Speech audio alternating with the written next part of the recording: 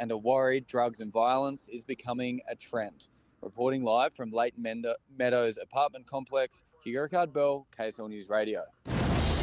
The Republican primary in the 2nd Congressional District is neck and neck between Celeste Malloy and Becky Edwards, but it's not the only tight race in the state. KSL News Radio's Alexandria Bonilla has details on the Ogden mayoral contest. Frontrunners have less than a 100-vote difference. First-time candidate Taylor Knuth is taking the lead, but Ben Nadolski is right behind him. There are 7 candidates, not including the current mayor, Mike Caldwell, who announced earlier this year he will not be seeking re-election to pursue new things.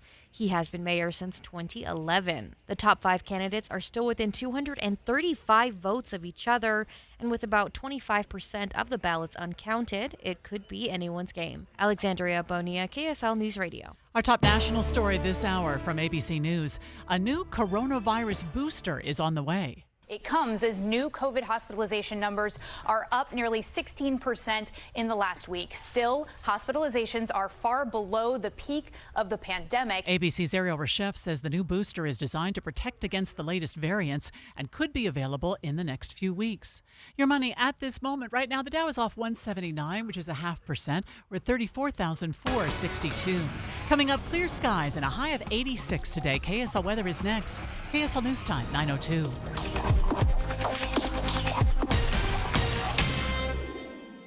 We have enough people running around Broadcast House at 4 in the morning to field a football team. Producers, reporters, the traffic team, and us. This is Tim and Amanda. Join us each morning from 5 to 9 on KSL News Radio. Everybody knows that your credit history can have a huge impact on your life, Amanda, especially when you're just starting out as an adult. That's why Utah Community Credit Union, UCCU's new Credit Builder Loan is such a great idea. It's a way to build or to rebuild your credit. All right, so let's talk about how it works. With Credit Builder, UCCU will open an account in your name and then provide that account with a fixed amount of funds along with a small automatic monthly payment. And as your automatic payments are made over time, of course, your credit builds, proving you're a responsible borrower and raising your credit score. And that credit score is just so important because it determines the interest rates you'll get, higher credit limits, better loan terms because of your credit score. And by the way, if you have kids in high school, open a Credit Builder loan in their name, and that way they're going to graduate from high school with a good credit score of their own. It's called the Credit Builder Loan from Utah Community Credit Union, UCCU. Just call or text UCCU or stop by any branch and start building your credit today. UCCU, you're going to love where you bank. The Utah RV Super Show, the premier RV event of the year, is back at Mountain America Expo, Thursday, September 14th through Sunday, September 17th. Come see the new 2024 models and special closeout pricing on all 2023 models. Bring a can of food for the Utah Food Bank and get $1 off per can, up to half off adult admission. Unplug from distractions and plug into your family at the Utah RV Super Show. Discount passes at UtahRVSupershow.com. Here's a question. Do you wear dentures? At Grandpa's Dental, you can trade in your floppy dentures and get $2,000 towards an implant-supported solution. You know, they say the older you get, the more you need your teeth. Well, chewing your food isn't a luxury. And taking a bite out of a nice, juicy steak, well, it takes teeth. At Grandpa's Dental, they have over 10,000 restorations under their belt, and it's always affordable. When you walk into one of their 3 locations, you're family. Period. At Grandpa's Dental, they live their family legacy by building lasting relationships through state-of-the-art services. So if you want to stop the flop and actually eat foods you can chew, trade in your dentures at Grandpa's Dental for $2,000 toward your implant solution. Schedule your free consultation at grandpasdental.com today. That's grandpasdental.com.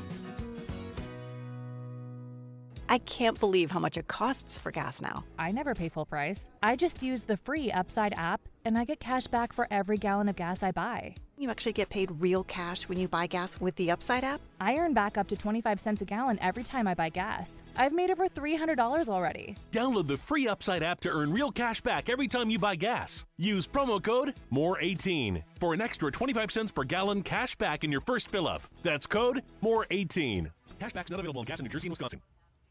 Traffic and weather together, brought to you by Granite Credit Union's new Dividend Plus checking account. Here's Andy Farnsworth. Still have northbound 15 slowdowns as you cross 7200 south, 215 and up towards 53rd south in Murray. Also, those of you coming over Point of the Mountain should have to hit the brakes just between the Bluffdale and Bangerter exits, especially if you're in the right lanes. It moves a little quicker if you're over to the left. South 15, all clear through Davis County. It just gets a little bit thick right before you get to Warm Springs Road. Foothill, about half the delays it was at its peak, but you do have some wait time going up from 1700 south to Sunnyside. Looks good into Parley's, although you've got some slowing just east of Kimball Junction. Today and tomorrow, Zero Res is opening up their $25 special. Schedule your carpet cleaning today, and you'll pay just $25 per room, only with Zero Res Carpet Cleaning. Call for details or schedule online at zerores.com. I'm Andy Farnsworth in the KSL Traffic Center. KSL weather, it's going to be a beautiful day. A high of 86 degrees, no chance of rain. Tomorrow we should get up to 88, 89 on Friday and Saturday. Right now it's 63 at KSL News Radio, 102.7 FM, 1160 AM, and KSLNewsRadio.com. Your all-day companion for news. Dave and Dujanovic, your morning companions for talk, analysis, and key perspectives on Utah's biggest stories on KSL News Radio. Well, the big story of the day is the GOP results in the primary election in the second congressional district, and Celeste Malloy, how she is, I'll use the word cobbling, but she's waiting on the line right now, so she might correct me on that, cobbling together the votes from rural Utah to, she's pulled ahead in this race. I have whiplash. Looking at yesterday's early results, I saw Becky Edwards 51, 52% early on. I thought, oh, it's over. And then I woke up this morning and I looked at the updated results, and then Celeste had taken the lead. It's 9:07. It's time for the launch. Sequence engaged. And here are 3 things Debbie wants you to know. Countdown. 3. Dave, I was literally just trying to search the Utah Department of Health's new post on Twitter. I mean, formerly Twitter, now X. Oh, Dave's got it pulled up on his computer. It's incredible. Utah Department of Health on rumor control. If you are watching us on YouTube right now, Dave's just held that up to the camera. On rumor control, because apparently somebody out there started a rumor that the state is going to enact a mask mandate, and the Department of Health is like, oh, no, we're having none of that. That's just not true. So if you hear it, it's a rumor. It was hilarious. They sent out this huge social media post. It's a picture of somebody holding a megaphone, shouting into the megaphone, rumor control. No plans now or in the future to enact a mask mandate. Well, they certainly have learned a lesson that mask mandates, are very, very unpopular. It creates a bonfire of activity. Well, even the rumor. The rumor. Come on, knock it off. It's not true. Countdown. 2. Dave just found out that he can win an election, like for a city council seat. All he needs is 96 votes. Yeah, and to move to Erda in Tooele County. So you got to move to Erda. Isn't that the entire population? Isn't that every single vote in Total Erda? votes cast so far, 136. Okay. But isn't this good news? If you want to run for an office, Dave, you could pick a town. You could move there, like move your whole family there, and run for in a community where you think you could amass 96 votes. Yeah, you can sweet talk 96 votes. You think right? so? Yeah, you can definitely lie your way into 96 votes. We're going to find out how easy it would be for you. But quite honestly, Debbie, I didn't realize until I was looking at these smaller races, even in small towns kind of like Kaysville or Layton, you only need maybe a few thousand votes. It's not overwhelming. If you go out there, you campaign, that's a grassroots effort. Maybe getting elected to public office, not impossible. Not for a guy like you. Launch. Countdown. 1. Celeste Malloy is waiting on the line for us, so we're going to hustle up and get her on here live. She's up by about 1,400 votes from the last count that Dave and I have pulled off of the state's website. She's up over Edwards by 1,400. Huff trailing both of them, Bruce Huff trailing both of them by several thousand votes in the GOP primary in the 2nd Congressional District. And that's really the race that we're watching so closely. And also, digging into the story of how Celeste Malloy is piecing together the votes. It's not rooted in Davis and Salt Lake County. No, her story isn't rooted there. The story is rooted in rural Utah, where in towns where many of us have only pulled over to change a tire or gas up our car. I'll tell you this, Celeste Malloy and Bruce Huff are dominating southern Utah. I mean, completely dominating the votes in southern Utah. They're winning between the two of them 70, 80, 91% of the votes in southern Utah. It's where a lot of the campaigning happened, and it is paying off big time. Dave and Dujanovic. The Launch. Commence. The race to replace. In-depth coverage on KSL News Radio. You mean like Beaver? Beaver, where online, on the list of fun things to do in Beaver, I literally looked this up, it's like pack a picnic. These are small towns that are really showing up for Celeste Malloy, smaller communities, not very, not highly populated counties. But for example, in Beaver, she got 771 votes so far. Becky Edwards has just over 100 votes. Yeah, and obviously something that the Malloy campaign really focused on was reaching out to these smaller rural communities. She joins us right now. And Celeste, let me ask you, I would imagine the last 24 hours has been quite the roller coaster when you saw the first dump of numbers come in and then what you saw again this morning. Take us through your reaction. It's been a great 24 hours. I think we knew all along that Salt Lake and Davis counties would not be my strong suits. I've campaigned up there. I've done what I can to try to connect with people, but I've spent my life in southern and rural Utah, and we knew that was where I would run the strongest. So it made for a really exciting night that those other counties came in first, and then we just kept gaining and gaining and gaining. The mood in the room at my election watch party last night just got better and better as the night went on. Well, looking at Washington County, I mean, a lot of us, I was just down there this weekend, in fact, and I have to say, there is a more than life-size photo of you on a wall of hay on I-15 that you just can't ignore it. I was like, well, she's going to make the farmers happy, certainly, but everybody driving I-15 sees Celeste Malloy's photo on that huge wall of hay. But Washington County has shown up for you, at least so far, and I know these numbers are extremely preliminary, but you more than double what Becky Edwards has done in Washington County. Well, I was a deputy Washington County attorney. I was in Republican Party leadership in Washington County. So I'm really happy to see those results coming in the way they are. This has been a short race. Everybody keeps talking about that. I keep talking about that.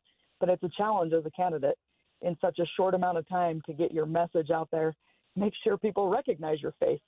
So having my face on a haystack on I-15 has been very helpful, and I am inordinately proud of that one. That's one of my good friends who I used to work with, who I've known since I was 19 years old, who put that up on his haystack, and I love it. Well, tell them that nobody can miss it when they're driving on I-15. It's It's apparently working to get you face recognition and FaceTime. Well, it's his birthday today, so I will call him and tell him that. Celeste Malloy is joining us right now in a razor-thin race for Congressional District 2, the primary for the GOP, battling it out with Becky Edwards and Bruce Huff. Bruce Huff has had a very good showing as well, although it does seem that it's kind of a two-person race between Celeste and Becky. Celeste, as we've talked about this poll that was conducted earlier, and part of the thing that stood out to me was the 47% of people that said they didn't know who they would vote for. Well, we're now seeing who those 47% of people, who they voted for, and it's almost exclusively either you or Bruce by the numbers. In fact, Becky picked up a little bit, but largely those people that weren't sure who they were going to vote for ultimately landed on either you or Bruce. Does that surprise you, or I guess that's best case scenario? I mean, we all knew going into this that Becky Edwards had the highest name ID. She was the most known quantity in this race. She ran a Senate race against Senator Lee. Everybody in the state knows who she is. They already know how they feel about her. So she was going to get off to an early lead. People who were going to vote for her already knew that going in, a lot of them. I was much more of an unknown coming in, and so I'm not surprised that the undecideds broke that direction. Well, thank you for joining us. We appreciate it. Best of luck as things continue to unfold. We'll watch those numbers closely. Celeste Malloy, thank you for joining us. We're certain that our team of reporters and producers will be reaching out to her campaign and the campaign of others. Both Becky Edwards, we've extended an invitation, and we reached out to Bruce Huff as well. Caitlin, just give me a thumbs up. Yeah, we've reached out to Bruce Huff's campaign to join us during the show.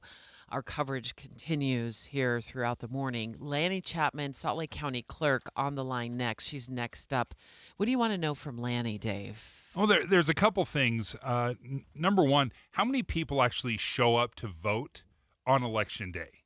Or does everyone just drop off their ballot? Because when I first started, you would stand in line.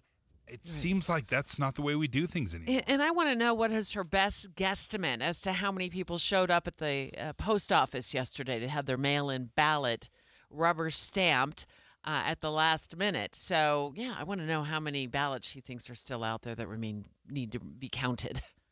Dave and Dujanovic. Hey, stay right here for more of Dave and Dujanovic. And tomorrow morning, come back here for news, traffic updates, and reliable weather. Join us to have a listen. Tim and Amanda. Your morning companions for news.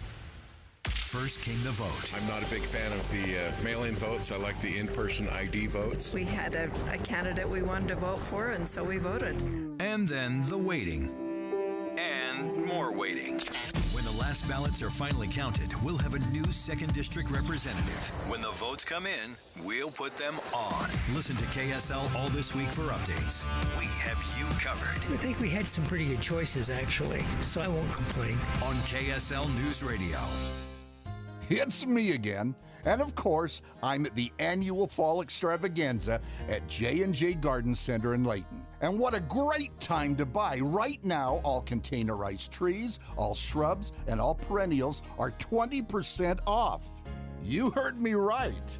J&J's entire inventory of containerized trees, shrubs, and perennials are 20% off their regular price. J&J Garden Center definitely has the best products at the best price, and most definitely the best service, too. But don't take my word for it. Come experience J&J Garden Center for yourself. Take advantage of their incredible fall tree, shrub, and perennial extravaganza. Take the Layton Parkway exit, Main Street to Gentile, then west 2 miles. You've got to see it to believe it. You really do. Country grown to your home, J&J Garden Center.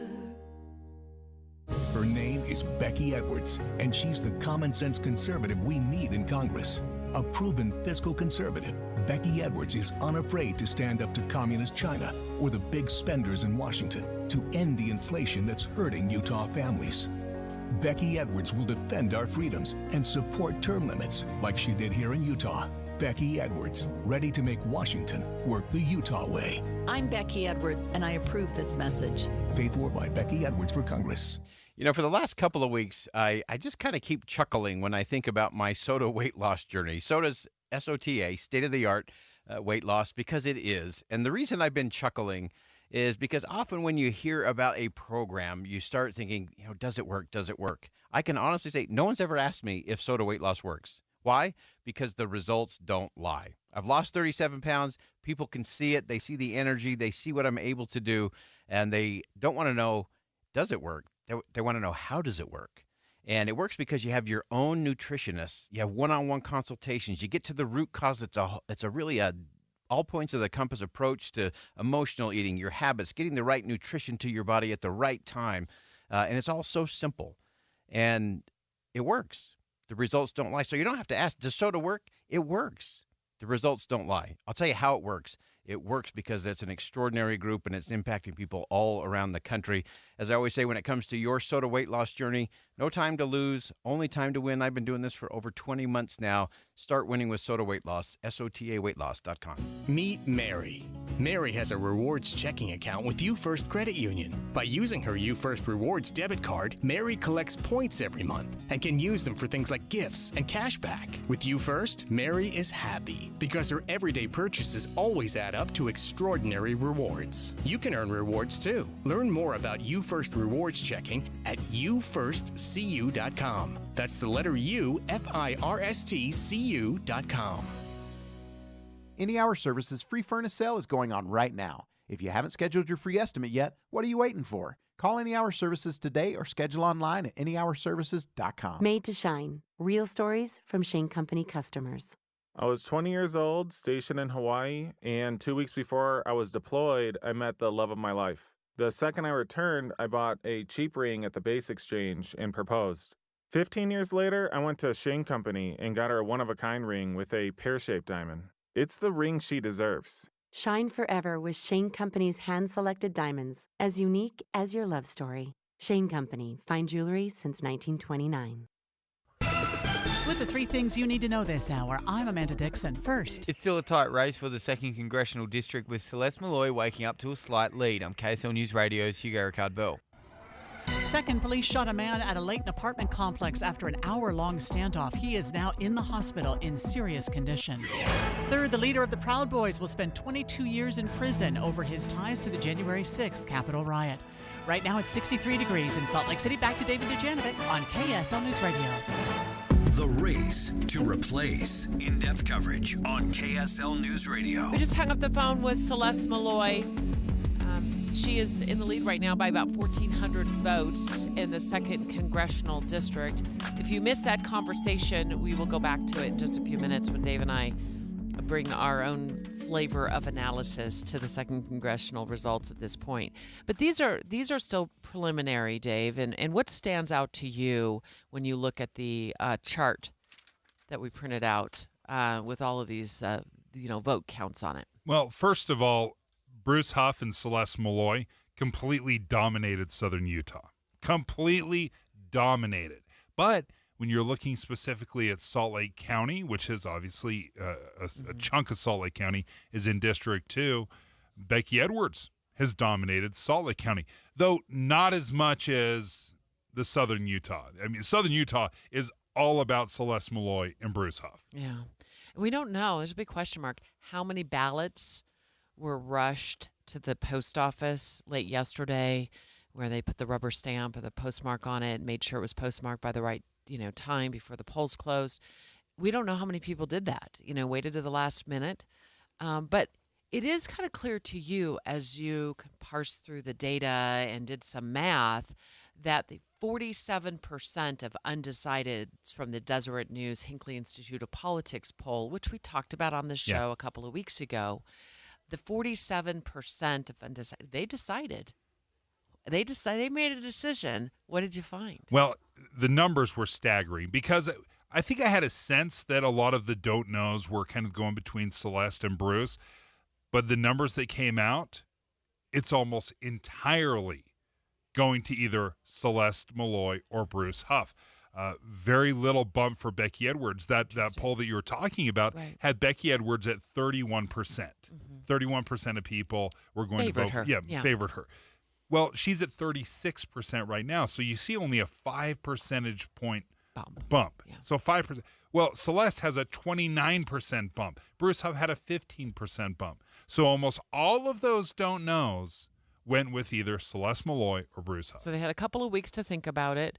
And so far, that's where things are going. But I think we might still have a long way to go when it comes to counting ballots. Lanny Chapman will know. She's a Salt Lake County clerk. Good morning, Lanny. Thanks for joining us again. Good morning. Good morning. I guess it would be impossible for you to know how many people rushed their ballots to the post office late yesterday, huh? That is the million-dollar question because we were able to have ballots postmarked good as of yesterday. That is an unknown number that I'm just going to have to wait and see We received about 4,000 pieces of mail from the post office yesterday, but those would have been in the post 2 days ago. So it's going to take me probably another day to really parse out how many people waited till the last day to postmark that ballot. So the number of votes, help me clarify the numbers if I'm off here, but it looked like you got about 13,000 votes processed in Salt Lake, at least for this specific race, House Congressional District 2, I should say. About 13,000 votes. How many votes in total do you expect? Are you hoping for? That I'm not quite sure of. The Congressional District 2 race really outshone the municipal primaries Salt Lake County. So it'll be really interesting to see how many more ballots that we're going to get back. Right now, I don't have an expected number, but probably a couple thousand more. So Dave wanted to ask this question, and I'll just ask it for him. He's wondering, you're wondering how many people showed up to vote in person. Old school. Are lines were lines a thing of the past? When you were looking out yesterday, were there any lines? So that's one thing I really pride myself on. We're not going to have lines because I have vote centers in every single area that had a primary yesterday. Nice. We had about 731 people vote in person, and that includes early voting, so 2 weeks prior to the election to yesterday. 731? That's it? Yeah. That's incredible. We're talking about thousands and thousands of votes, probably close to 17 to 20,000 votes so far, and you're saying only 731 of people have actually showed up in line? Utahns really like our vote-by-mail system. We love it. No, I'm with you. 100%. I love it.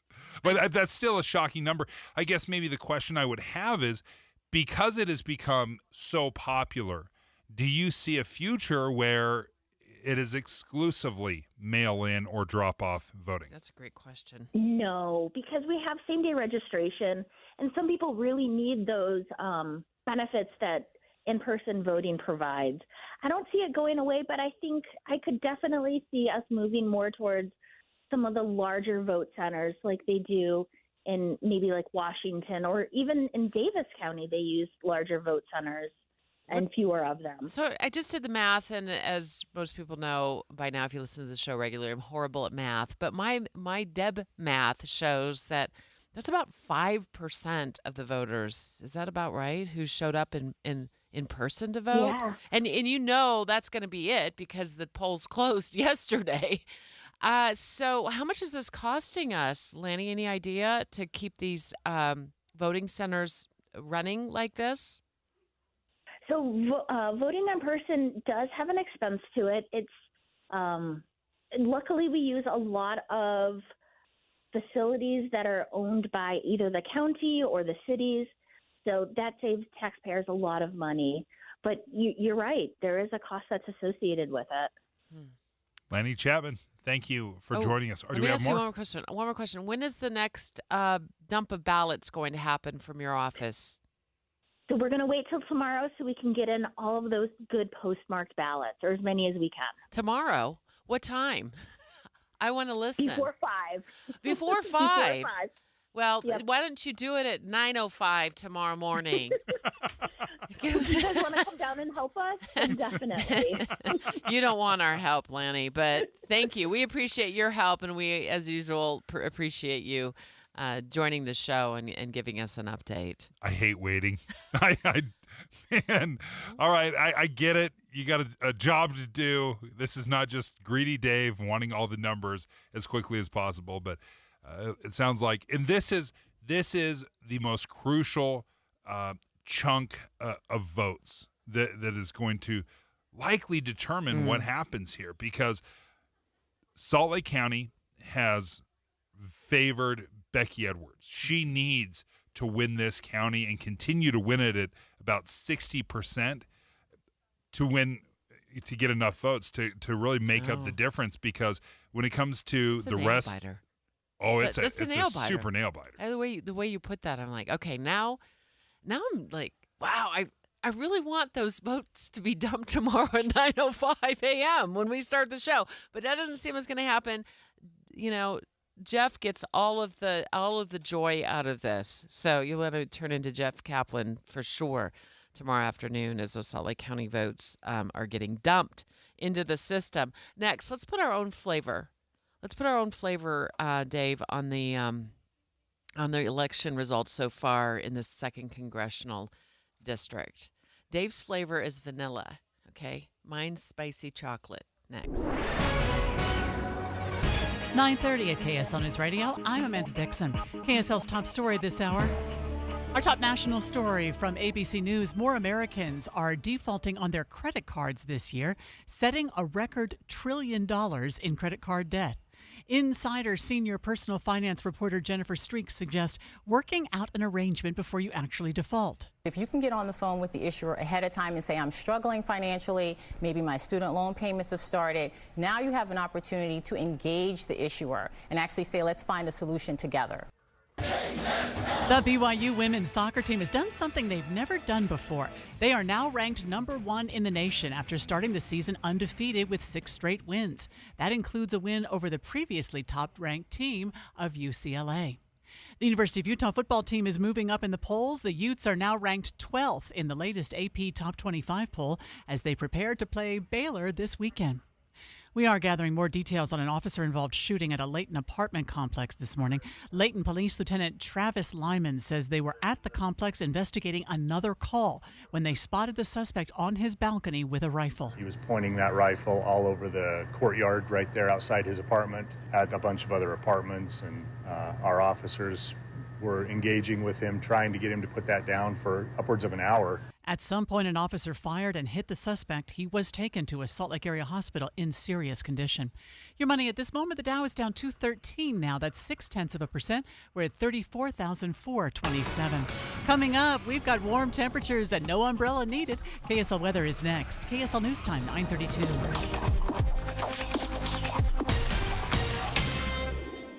Start your days with knowledgeable, friendly voices telling you about the latest news and weather out there. Hi, this is Tim Hughes and Amanda Dixon. In the business of waking you up each morning from 5 to 9. On KSL News Radio. Hey, folks, if you have a family member, if you have a loved one, if you have a friend that is struggling with addiction, let me tell you about Renaissance Ranch. Renaissance Ranch has been around for more than 20 years, and they've been helping folks. But they also want to help the families because they understand that the more they can get the families and loved ones involved, the research has shown that the chances of a positive outcome skyrocket.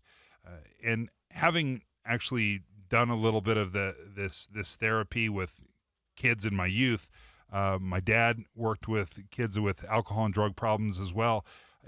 It was crucial to have the family involved. So Renaissance Ranch wants to offer you free family support services. They do it through weekly online classes. All you have to do is go to renaissanceranch.com. You can see a big list every single day. There's a class that you can attend virtually. It's taught from a spousal, parental, personal perspective. They even offer a women's support group and a couples recovery group. All you have to do to access these free online classes is go to renaissanceranch.com to learn more. That's renaissanceranch.com.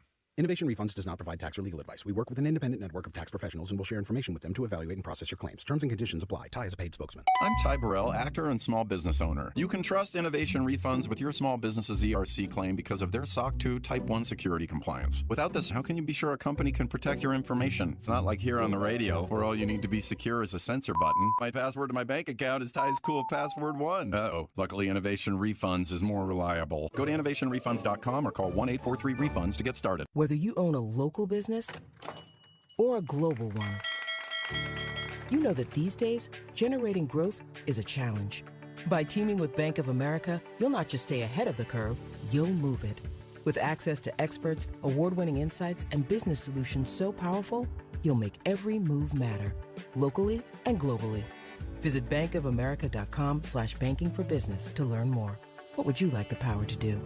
Copyright 2023 Bank of America, N.A. Get lost in art during Art at the Park at This Is the Place Heritage Park. Stroll natural beauty with over 80 artists September 8th and 9th. Tickets, visit thisistheplace.org. You know, there are whodunits, and then there's Catch Me If You Can that is showing right now at Hale Center Theater. The other night, Dee and I had the chance to be there, and it is a remarkable production. You are left wondering what in the world is going on, who indeed did do it. Don't miss Catch Me If You Can. It's showing right now at Hale Center Theater. And don't forget, in a couple of weeks, mid-September, it'll be Around the World in 80 Days. It's time to get your tickets for that production. And then also Elf is coming up in November. And believe it or not, it's not too early to get your tickets for A Christmas Carol at Hale Center Theater. Every year I get a call from the theater and they say, yeah, I know it's September, I know it's October, but we're getting sold out. Don't miss the opportunity to see this amazing production that you're going to love at Hale Center Theater. Get your tickets for everything right now at hct.org. Traffic and weather together, brought to you by Granite Credit Union's new Dividend Plus checking account. And here's Heather Kelly. We still have a little bit of slowing northbound I-15 as you come over the I-215 South interchange in Murray and head into South Salt Lake. And you'll see some brake lights just before you get to the I-80 East turnoff as well in South Salt Lake. But other than that, things are moving very well on the I-15 corridor throughout Utah, Salt Lake, and Davis counties. No problems coming out of Tooele County, but Foothill Drive still a bit congested heading north toward the University of Utah. Do you want a heating and air company which uses third-party verification over their work? That's one of the highest rated on both Google and Yelp. Then call At Your Service Pros, 801-YOUR-PRO. Heather Kelly in the KSL Traffic Center. KSL weather now. We'll hit 86 today and stay in the mid-80s through the weekend. The next chance of rain looks like Monday. Right now, it's a beautiful morning. Fair skies and 64 degrees at KSL News Radio, 102.7 FM, 1160 AM, and KSLNewsRadio.com. Your all-day companion for news. The race to replace in-depth coverage on KSL News Radio. David, I have a copy of the results so far, the vote totals in the second congressional GOP primary. We just spoke with Celeste Malloy, who's out in front by about 1,400 votes. Becky Edwards calling the show in about 25 minutes in the 10 o'clock hour to talk about how the numbers are stacking up for her and what her thoughts are. Dave and I want to add our own flavor right now, our own analysis. His will be spicier than mine. I was teasing. Mine will actually be vanilla. So Dave's going to put on his, his comedian hat right now. And I don't know how funny it is. It's actually funny because we were talking about it in the newsroom before the show. And I'm like, why don't we just break this down with Dave the comedian and I'll be the boring one. So we're looking at the numbers, and to make it clear, Celeste is out in front by 1,400 votes about. Bruce Huff is well behind both of them in this race, but we're still a long ways out from having a final count. There's still a lot of mail-in ballots that are making their way to county clerk's offices across Utah. About 70,000 votes have been cast so far, at least been counted, I should say. Far more have been cast. But Bruce Huff, we've dismissed it a little bit, but his showing has been quite incredible. He has 26% of the vote. Becky Edwards has 36%. Celeste Malloy has 38%. So you can see all of them are stealing votes from each other. But there's no question, as I was looking at these numbers, there seems to be two types of voters as I'm looking at these numbers. Okay. There are Becky Edwards voters, and then there's Bruce and Celeste voters. So the Bruce and Celeste voters are in one bucket together, and Becky's in her own bucket over here. Yeah. Okay. Yeah, it seems very clear. And let me explain why I see it that way. We know from a Hinckley Institute and Deseret News poll from, several weeks ago, that Becky Edwards had 31% of the vote. So I think that was shocking her lead. That poll said Becky Edwards was at 31%, Bruce 11%, Celeste 9%. So Becky was kind of this runaway victor according to this poll, except for the fact that 47% of people said they didn't know who they were going to vote for. Well, logic would just say, well, if there's 47% of people that they don't know who they're going to vote for, then just divide it up by 3, into thirds, hand that out. Well, that's a runaway victory for Becky Edwards. But what happened is, of that 47% of people that didn't know who they were going to vote for, they almost exclusively chose between Celeste Malloy and Bruce Huff. So you're seeing these numbers where all the don't knows, the undecideds have basically made their decision. It's either Bruce Huff or Celeste Malloy. We did talk to Celeste Malloy about 30 minutes ago, right out of the gates at the top of the show. I think we knew all along that Salt Lake and Davis counties would not be my strong suits. I've campaigned up there. I've done what I can to try to connect with people, but I've spent my life in southern and rural Utah, and we knew that was where I would run the strongest. So it made for a really exciting night. That those other counties came in first, and then we just kept gaining and gaining and gaining. So if you're just looking at those initial results, which we were, right? We were broadcasting live as they were rolling in right after 8 p.m., and it did seem as though Becky Edwards was going to clean house. She was well over 50%. But Celeste brings up an excellent point. Those were the counties that Becky was expected to do well in, Salt Lake County and Davis County. Well, Salt Lake County, Becky Edwards is blowing it out of the water. And also what surprised me in these totals so far is that she's not doing as well in Davis County as I had expected. Why would I expect her to do better? Well, she represented a swath of residents in Davis County for many years when she served at the state legislature. She also just got off of a race for Senate, so she has high name recognition running against Mike Lee. But in Davis County, if you add up the vote totals between Celeste and Bruce, they're actually together, if you go to that bucket you were talking about earlier, they're outpacing Becky Edwards. And in fact, Becky Edwards is only in front of Celeste Malloy by about, 3,200 or so votes. I wasn't expecting Celeste Malloy to do as well as she's done in Davis County because that's Becky Edwards' territory. Yeah. That's her home turf. Home base. But where Celeste has really done well are what I'm going to call the nickel and dime counties, where you're nickel and diming together a few hundred votes. But when you go to, for example, let me look at Sevier County. I mean, who hasn't been to Sevier County?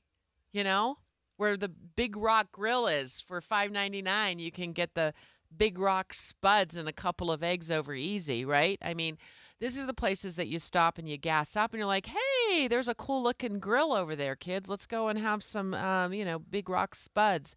But Sevier County, Celeste is up by almost 1,000 votes. Why does that matter? Well, that makes up for the votes that she's, missing out on in Salt Lake County. Or you look at Beaver, for example. Beaver County. She's up by, almost 600 votes in Beaver County.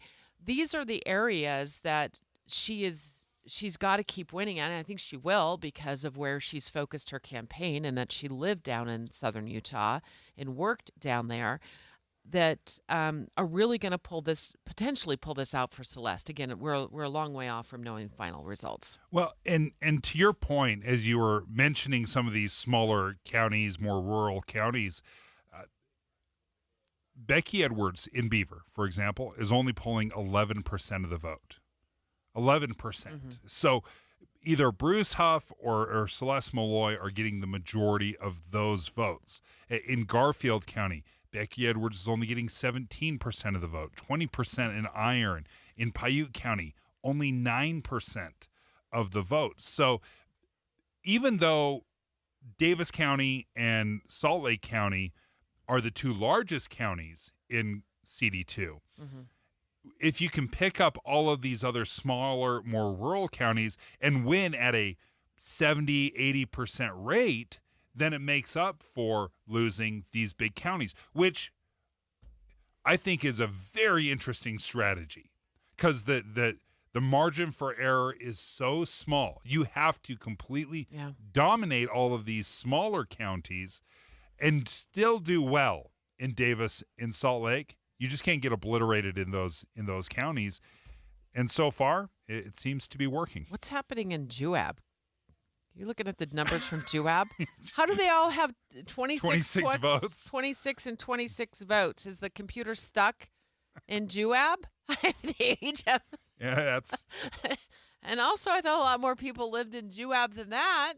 I mean, I know we're talking about the Republican primary, but we got to kind of call down to Juab and figure out what's going on. Like how they each ended up with 26, and 26. I mean, everybody gets 26 votes. This is not Oprah. You get 26. You get 26. You get 26. Dave and Dujanovic. Did you know Utah has just one all-news station in the morning? It's this one. Weekday mornings between 5 and 9. Start your days with us. We're Tim Hughes and Amanda Dixon. Your morning companions for news. Hey, folks, if you are wondering, what in the world am I going to do? I've got some electrical work that needs to be done, though I don't want to do it. That's how I feel. I don't like to mess around with the electrical stuff because I'll be honest, I've shocked myself a few too many times. Don't touch the electrical, Dave. No. You need to call Master Electrical. They do everything from lights to ceiling fans, installing smoke detectors, generators, batteries, EV chargers. I know you've been thinking about getting an EV. I've been trying to press you into getting an EV. Well, they can come and install your EV charger, and they give you this upfront pricing guaranteed. The price they give you up front is the price you pay at the end of the job. Yeah, because they don't love the hourly bids Nobody game. does. Because you are constantly having to change. If the job takes you a little longer, then you end up paying more than the bid was originally. They don't want to play that game. They want to make sure that whatever bid they give you, that it's not going to be above that. So it's all part of Master Electrical's plan to make sure you understand what that upfront pricing is. They're from Logan to Santaquin. They are always open, including for emergency services. I'm going to give you a number to call. 801-543-2222.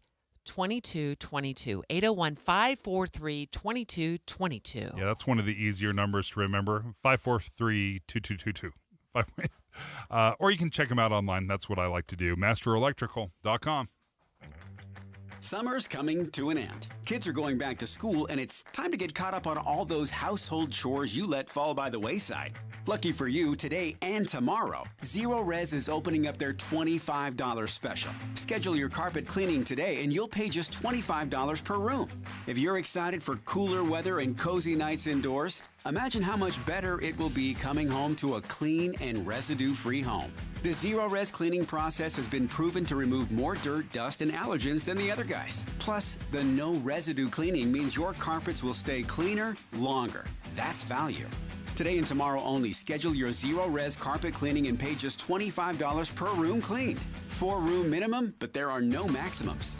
Carpet cleaning for just $25 per room. Only at Zero Res Carpet and Air Ducts Cleaning. Schedule today and save some money while you're at it. Sale ends on Thursday. Nephi to Ogden, everyone can schedule online at ZeroRes.com. Hi friends, Dan the Laptop Man here from PC Laptops. I get a lot of emails with feedback from customers. Here's one. Dear Dan, I just had the best experience ever. I bought a computer from Shane at your State Street store. I asked several what I thought were really stupid questions. Shane was super courteous and made me feel comfortable through the whole process. People need to understand how important it is to support a local company, especially when your experience is so good. PC Laptops really does love me. Signed, Satisfied. I love hearing feedback like that. It really just gives me the chills. It's the whole reason why I got into the computer business in the first place. You can get a brand new PC Laptops desktop, and they start at only $29 a month. And it comes with a lifetime warranty. That means if anything goes wrong, we're going to take care of you. Just check us out at PCLaptops.com. That's PCLaptops.com. At PC Laptops, we really do love you. Visit Serenoni Luxury Blanket Warehouse Sale Wednesday, September 6th at Orion Event Center in Linden. Save on the world's softest blankets for babies to adults. Get huge discounts on the best gifts ever. Hi, this is Doug Wright. It's always fun to talk about my friends at NPS where you're really going to save money. I think of NPS as nice places to shop because there are 4 locations. We're at the end of summer right now, and they have amazing deals above and beyond the 30 to 70% off you'll find each and every day. How about swimming pools and swimming accessories? An additional 70% off. How about gardening supplies, pots, rolled fencing, small appliances? You know, it goes on and on. 50% off. And remember, that's on top of the 30 to 70% off right now at each and every one of the NPS stores. There's a location down in Utah County in Orem, up in the Davis-Weber area in Layton, and of course the 2 stores right here in Salt Lake City. On Empire, just west of Redwood Road at 1600 South. Get into the NPS stores. Truly a nice place to shop and 4 convenient locations to serve you.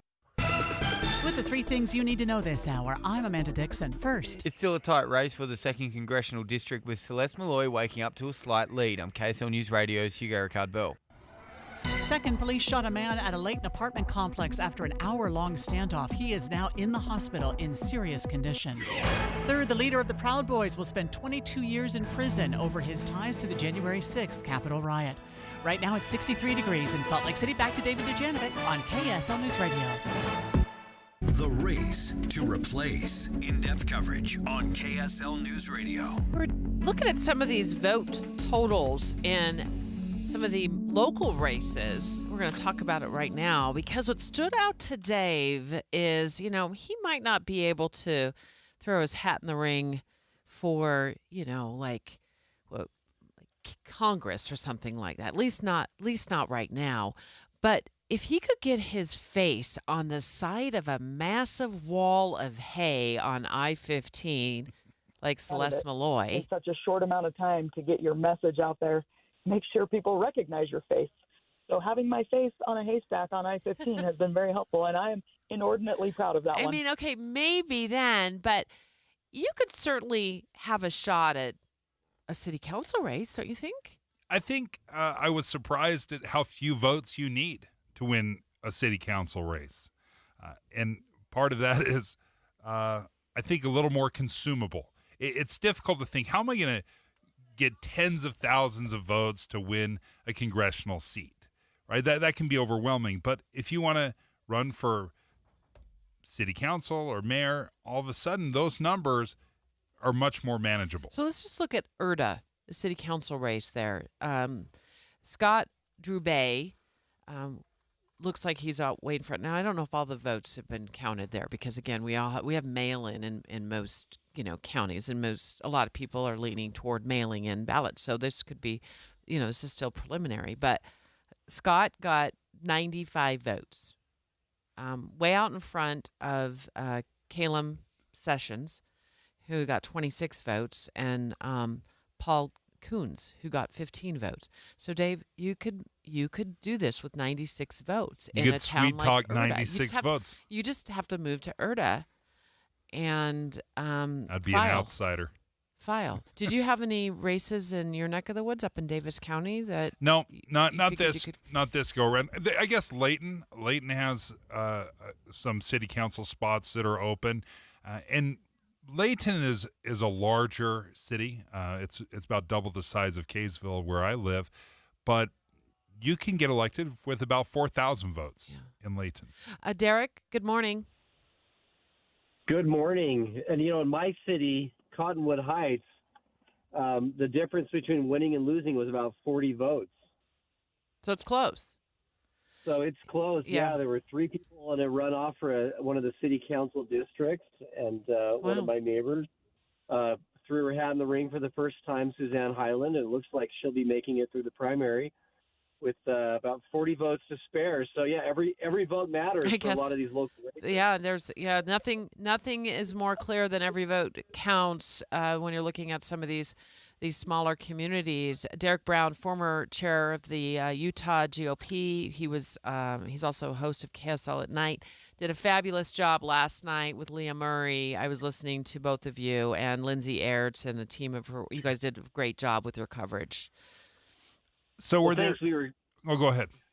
I said, we were covering as the votes came in and trying to figure out kind of where things were going, and from the moment they came in until for the last hour of the show, I mean, everything completely changed, as you know. Well, I saw as I was looking throughout the evening. Initially, I saw Becky Edwards at 52%. I thought, oh, it's over. You're not going to be able to make that up. And then I woke up this morning and saw, oh, Celeste Malloy had this incredible comeback. So walk us through, how did this play out last night? Well, at 8 o'clock, the county clerks begin their sort of the initial dump of votes. And not surprisingly, they come from the counties which have the most sophisticated equipment and the ability to tabulate those votes quickly. And so that includes Salt Lake County and Davis County. And so those counties went, not surprisingly, very heavily for Becky Edwards. And so that's why right out of the chute, Edwards had upwards of 50% of the vote. And then when the other counties started coming in, then that's where Celeste Malloy really did well. And so you look at places like Washington County. I mean, there are 4,000 votes for Becky Edwards, 8,200 votes for Celeste Malloy. So a lot of those rural counties really came through. And so one of the things we were talking about last night is would that strategy for Malloy work? Because she spent less time probably than Edwards did in places like Davis County, but really focused on the, as you called it, the haystack communities, where you get your picture on the side of a haystack. And it looks like that strategy may have paid off for her. Is it fair to say, as I'm looking at the numbers and looking at the polls over the last several weeks, it seems like there's two buckets of voters. There's the Becky Edwards bucket, and then there's the Bruce Huff, Celeste Malloy bucket. And it does feel like Celeste and Bruce are splitting a lot of votes, but those are the two buckets I see. Would you agree? Yes, I think that's the case. I think had a number of folks last night made the comment, and I think there's some accuracy that Bruce and Celeste split votes, and to the extent that had Bruce not run, Celeste would be out and out the clear winner by a long shot. So, I mean, it's going to be a photo finish because we're going to have ballots that are, generally you postmark the ballots the day before, but for this race, the legislature changed it so you could postmark it even yesterday. And they did that, of course, because the day before was Labor Day and it was a federal holiday, so you couldn't get a postmark. So things are a little bit different with this race, but I think that, there will be a lot of ballots that have yet to be counted, and, things could change here in the next week or two. Derek Brown, former chair of the Utah Republican Party, also host of KSL at Night. We've got about 30 seconds left. We always run out of time when we're talking to you, Derek. I want to go to Davis County. I'm just blown away by the amount of votes that Celeste Malloy has captured so far. I was expecting Becky Edwards to have a much stronger showing, although she is clearly winning that county, but not by as many, maybe 3,000, 3,300 votes, not as many as I had anticipated, given that she served the people of Davis County when she was in the state legislature. Exactly. I think she has to do better in her home county. She got about 8,500 votes to Celeste Malloy's 5,200. She did well, but I think the bottom line is Celeste did better in the county she focused on than Becky Edwards did in Davis County. And so that may be the difference right there when push comes to shove. Derek Brown, thank you for joining us. Former chair of the Utah GOP, also a host of KSL at Night. Thanks, Derek. We got much more straight ahead. Becky Edwards calling the show in about 5 minutes. I'm gonna ask her that same question. Was she expecting to do much better than she did in Davis County? We don't know the totals yet because we still have the mail-in ballots to go.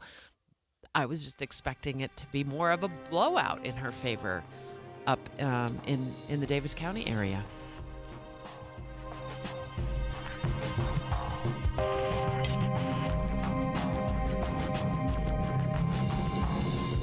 KSL FM Midvale, KSL Salt Lake City. Listen on the KSL News Radio app and in your car at 102.7 FM. KSL News Radio, your all-day companion for news. It's 10 o'clock at KSL News Radio. I'm Dan Bonas. KSL's top story this hour. Police spotted a man with a rifle on the balcony of an apartment building in Layton early this morning. That resulted in an hour-long standoff, with police saying he pointed the rifle in several different directions. It ended with officers shooting the man. He was taken to the hospital in serious condition, and the case is still being investigated. The 2nd Congressional District primary is still too close to call. We spoke to candidate Celeste Malloy about the highlights of her campaign. It's tough to put yourself in the public eye. There are definitely people who will come swing at you as soon as you're in the public eye. But there are people who show up in amazing ways. And I've seen an absolutely amazing volunteer spirit. Malloy says she's proud of the higher voter turnout in rural counties, namely in Wayne, Paiute, and Garfield. Our top national story this hour from ABC News. More Americans are defaulting on credit card payments. Credit card debt passing a record $1 trillion this year. This comes as student loan payments kick in again next month. Insider senior personal finance reporter Jennifer Streaks suggests before you fall into a default, you should call somebody at the card issuer and work out an arrangement. Make sure you're speaking to a manager and say, look, my student loans are starting back up. Maybe I need to move my credit card payment to the end of the month instead of the beginning of the month, because that's when my student loan payment is going to be due. And I want to be able to afford both obligations. So just be really honest. Streak says one 30-day late payment can lower your credit score by as much as 80 points. Your money at this moment, the Dow Jones average down on the day right now, 218 points so far. The NASDAQ also down 156 points. And our KSL weather, sunny September weather. Just ahead, that's next. KSL News Time, 10:02. Early mornings can be hard enough, just getting yourself going. We try to make it a little easier with news and weather from comfortable, trusted anchors and reporters. Join us on Utah's Morning News between 5 and 9 on KSL News Radio. Martin's Collision Repair. 50,000 cars repaired and counting. Just check Martin's 5-star online reviews. CO posted, everyone was very kind and professional. The repair looks great. You must take great pride in your work. Hi, I'm Tiago Martins. Check Martin's Facebook page or martinscollision.com for your 5-star Martins experience. On State Street in Norham and in Salem, we work with all insurance companies. The right repair, the right paint, the right choice. Martin's Collision Repair. Here's Jay Carwood. I'm Jay Carwood, and I grow corn. We all love your terrific locally grown corn, Jake, especially because there are so many ways to cook, prepare, and enjoy it. Right. You can boil it, grill it, wrap it in foil, and toss it in the campfire. You can make sweet corn salsa, Mexican sweet corn casserole, scrambled eggs with sweet corn and tomatoes, and hundreds of other ways. We've even published our own From Harvest to Hand cookbook. Click online to harwardfarms.com for a list of locations. Fresh from our family's farm to your family's dinner table. Harward Farms. The Utah RV Super Show, the premier RV event of the year, is back at Mountain America Expo, Thursday, September 14th through Sunday, September 17th. Come see the new 2024 models and special closeout pricing on all 2023 models. Bring a can of food for the Utah Food Bank and get $1 off per can, up to half off adult admission. Unplug from distractions and plug into your family at the Utah RV Super Show. Discount passes at utahRVSupershow.com. Attention taxpayers, ready for some bad news? With $80 billion in new funding from Congress, the IRS has launched their most aggressive hiring campaign ever to ramp up enforcement. If you're ignoring your taxes, don't delay another minute, because your paycheck, your bank account, even your home or business could already be at risk. Now, here's the good news. Optima Tax Relief, America's #1 tax relief firm, can get to work immediately, helping to protect you from the IRS. A+ rated by the Better Better Business Bureau, their tax attorneys and licensed professionals are experts at resolving tax problems. Let them help determine if you qualify for the Fresh Start Initiative or other powerful IRS tax assistance programs. Take control. Call Optima Tax Relief now for a free consultation. Call 800-343-6460. 800-343-6460. 800-343-6460. Optima Tax Relief. Some restrictions apply. For complete details, please visit OptimaTaxRelief.com. Getting help with plumbing repairs is easier than you think. All you have to do is call Any Hour Services or schedule an appointment at anyhourservices.com. No one helps more homeowners than Any Hour Services. At Intermountain Primary Children's Hospital, we made a bold promise to build the nation's model health system for children. Join us in realizing our vision for the future of pediatric care. So together, we can expand primary children's impact and ensure every child has access to the right care at the right place at the right time.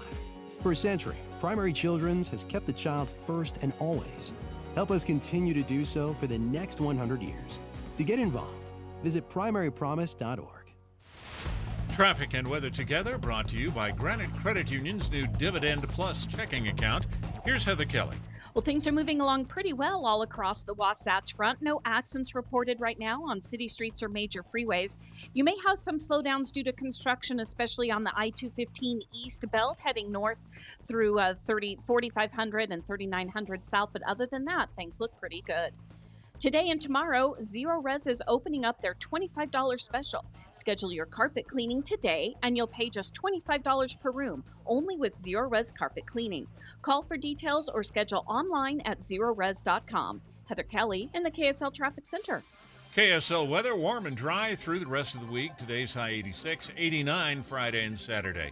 And right now we're at 68 degrees with sunny skies at KSL News Radio, 102.7 FM, 1160 AM, and KSLNewsRadio.com. Your all-day companion for news. The race to replace. In-depth coverage on KSL News Radio. We got Becky Edwards live on the line. She is in a very tight race right now in the 2nd Congressional District, the GOP primary. She gets out of this, she makes it to the general election in November. Yeah, and is dominating a couple of counties, the biggest counties, Salt Lake County and Davis County, but some of the other smaller counties, that has really gone for Celeste Malloy and Bruce Huff. So joining us right now, Becky Edwards. Becky, thank you for joining us. What a roller coaster of emotions it must be right now as you see this up and down as these votes are coming in. You know what? First of all, thanks for having me. What a great opportunity here to talk about how exciting this race is turning out to be. Of course, a nail biter here, and we're seeing more and more races, I think, across the country that are coming in. The results are, you got to wait a little bit, vote counting, and last night, we had a fabulous election watch night party, and eventually at like 10 o'clock, I just went out and I said, listen, the votes are all in, but the counting is going on. So I think we're gonna go home. We're gonna see what happens tomorrow, see what each of the counties does, and I think it's incredible to see how many people have shown up in a special election. At this time, it's we've all known this is a sprint. It's a strange time for an election, end of the summer, right after Labor Day, all of that. But if there's ever a time that affirms what we all know, which is every vote counts, it is an election like this. And I'm so grateful for all the Republican voters who've shown up. And also, I want to give a shout out to all of the folks in our county election offices. They are working tirelessly. This is a lot in a couple of days. I hope they got a little sleep last night, but I know they're back at it today, counting votes, doing it in a way that makes us feel proud as Utahns, some of the most safe and secure elections anywhere in the country. We can be proud. So we're on pins and needles watching, I think, like everybody else is, but I think it's exciting and a day that we can all be proud of as Utahns. Becky, I want to focus in on Davis County, which is your home territory. You represented the people of Davis County for a number of years at the Utah State Legislature. You also just are fresh off of the race for Senate against Senator Mike Lee. And so your name recognition throughout Davis County is probably more top of mind than the other two candidates. But when I look at the numbers and I see right now, although very preliminary, with Celeste at 5,200 votes in Davis County and you're at 8,500 votes, I expected at this point in the race and the vote counting that you would be doing better, or maybe I expected that Celeste wouldn't be doing as well as she is. Are you surprised by that number? Well, I've lived in Davis County for 30 years and raised my kids here. My husband built his medical practice here in Davis County. And this is a place that I served for 10 years in the Utah House. So you're absolutely right. This is my home. This is my hometown turf. I will also point out, though, that this is Chris Stewart's hometown turf, too. And he has come out endorsing Celeste. And I think that definitely brought her some votes here in this community. But the people of Davis County know my work as someone who was elected by Republicans 5 times here in south part of Davis County, which is a clearly stronghold for the Republican Party. And I think this is the reason why I became the chair of the Economic Development and Workforce Services Committee, served there for 6 years, really led out on a lot of the economic issues that made Utah the greatest state for business anywhere in the country, and led out on things like affordable housing and balance the budget, and kind of took a common sense approach on a lot of the biggest issues that we were dealing with. And quite honestly, these are the things that I was seeing when I was in the rural parts of the state over and over, these common themes that were really similar across the district, whether it was rural or here in the northern counties. And it was things like immigration, how that affects the needs of our small businesses and tourism, inflation, how that impacts everyday expenses that families are facing, and how challenging that's made it for folks, especially as we head into back to school. And the desire that people have to see a common sense approach to actual solutions on housing, growth, public lands. People are tired of political partisanship, and they want to see someone who can get things done. That's a desire that I saw over and over when our campaign was in 29 cities and towns in all 13 counties. What a privilege it was to campaign and to get to know some of these communities in a better way. Becky Edwards joining us. Final question. As you mentioned rural Utah, I look at these more rural counties, and as well as you're doing in Davis and Salt Lake County, clearly these more rural counties have chosen either Celeste Malloy or Bruce Huff. Are you disappointed in your showing in southern Utah? I'm looking at southern Utah, and we knew that we needed to have some additional work down here from the very beginning. I'm looking at a trend and a trajectory that is showing us moving in the right direction. My commitment to the folks in the southern Utah is strong, and I think we're still building relationships and really getting to know the best way that I could serve them in Washington, D.C., and work for them and with them on the issues that I just mentioned: immigration, inflation, and public lands, growth, water. All those things are important. And yeah, this election will turn out as it is. And if things go our way, my commitment is strong in southern Utah, and I look forward to being able to support them. And again, just want to express the gratitude I have for this great privilege of voting. As an American, as a Utahn, we can be proud of this system. And yeah, this is an exciting thing. Let's keep watching and be grateful for the folks who made the effort to vote. Becky Edwards, candidate in the GOP primary for the 2nd Congressional District. Thank you so much for joining us this morning. We know you're still busy watching for the results. We got word this morning from the Salt Lake County Clerk, Lanny Chapman, who joined the show live in the 9 o'clock hour, said the next dump of votes will happen tomorrow afternoon. Not today, as I had hoped, and I tried to arm twist her into releasing them tomorrow morning at 9:05, but I got some pushback there. So we should probably send some Pepto-Bismol to all the candidates to have to suffer through another day of Salt Lake County watching. will be an important vote. Oh, it's crucial. Yeah, release of votes tomorrow afternoon to help us shape and decide, who will move on to the general. And likely, even though, if there's a number of other people in the race and the Democrats, have a candidate and the United Utah Party have a candidate, based on how Utah's voted and historically you look at, this will likely be the person who ends up replacing Chris Stewart in Congress. Yeah, you're absolutely right. But that being said, this is the first hurdle to clear. And whoever comes out, it will be very, very close. Right now, Celeste Simoy has 38% of the vote. Becky Edwards has 36%. So just 2 points difference. And Bruce Huff is doing very, very well as what 26% of the vote is going toward Bruce Huff. Straight ahead, we're going to switch things up. We're going to get an update from our colleague at KSL5 Television, Shelby Lofton.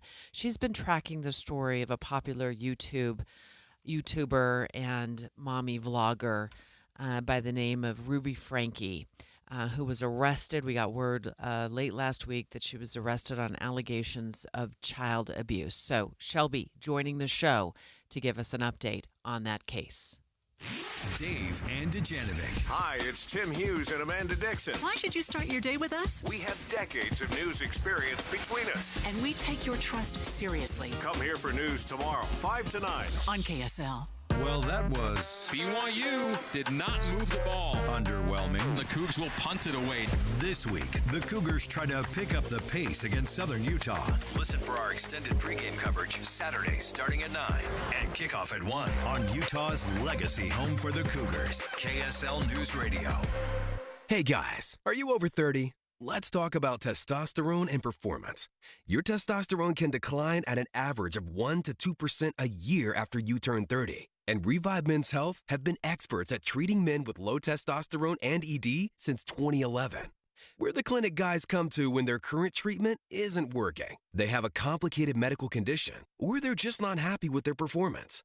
We love what we do and the patients we care for. You can ask our patients. We did, and we have a 99% patient satisfaction rate this year.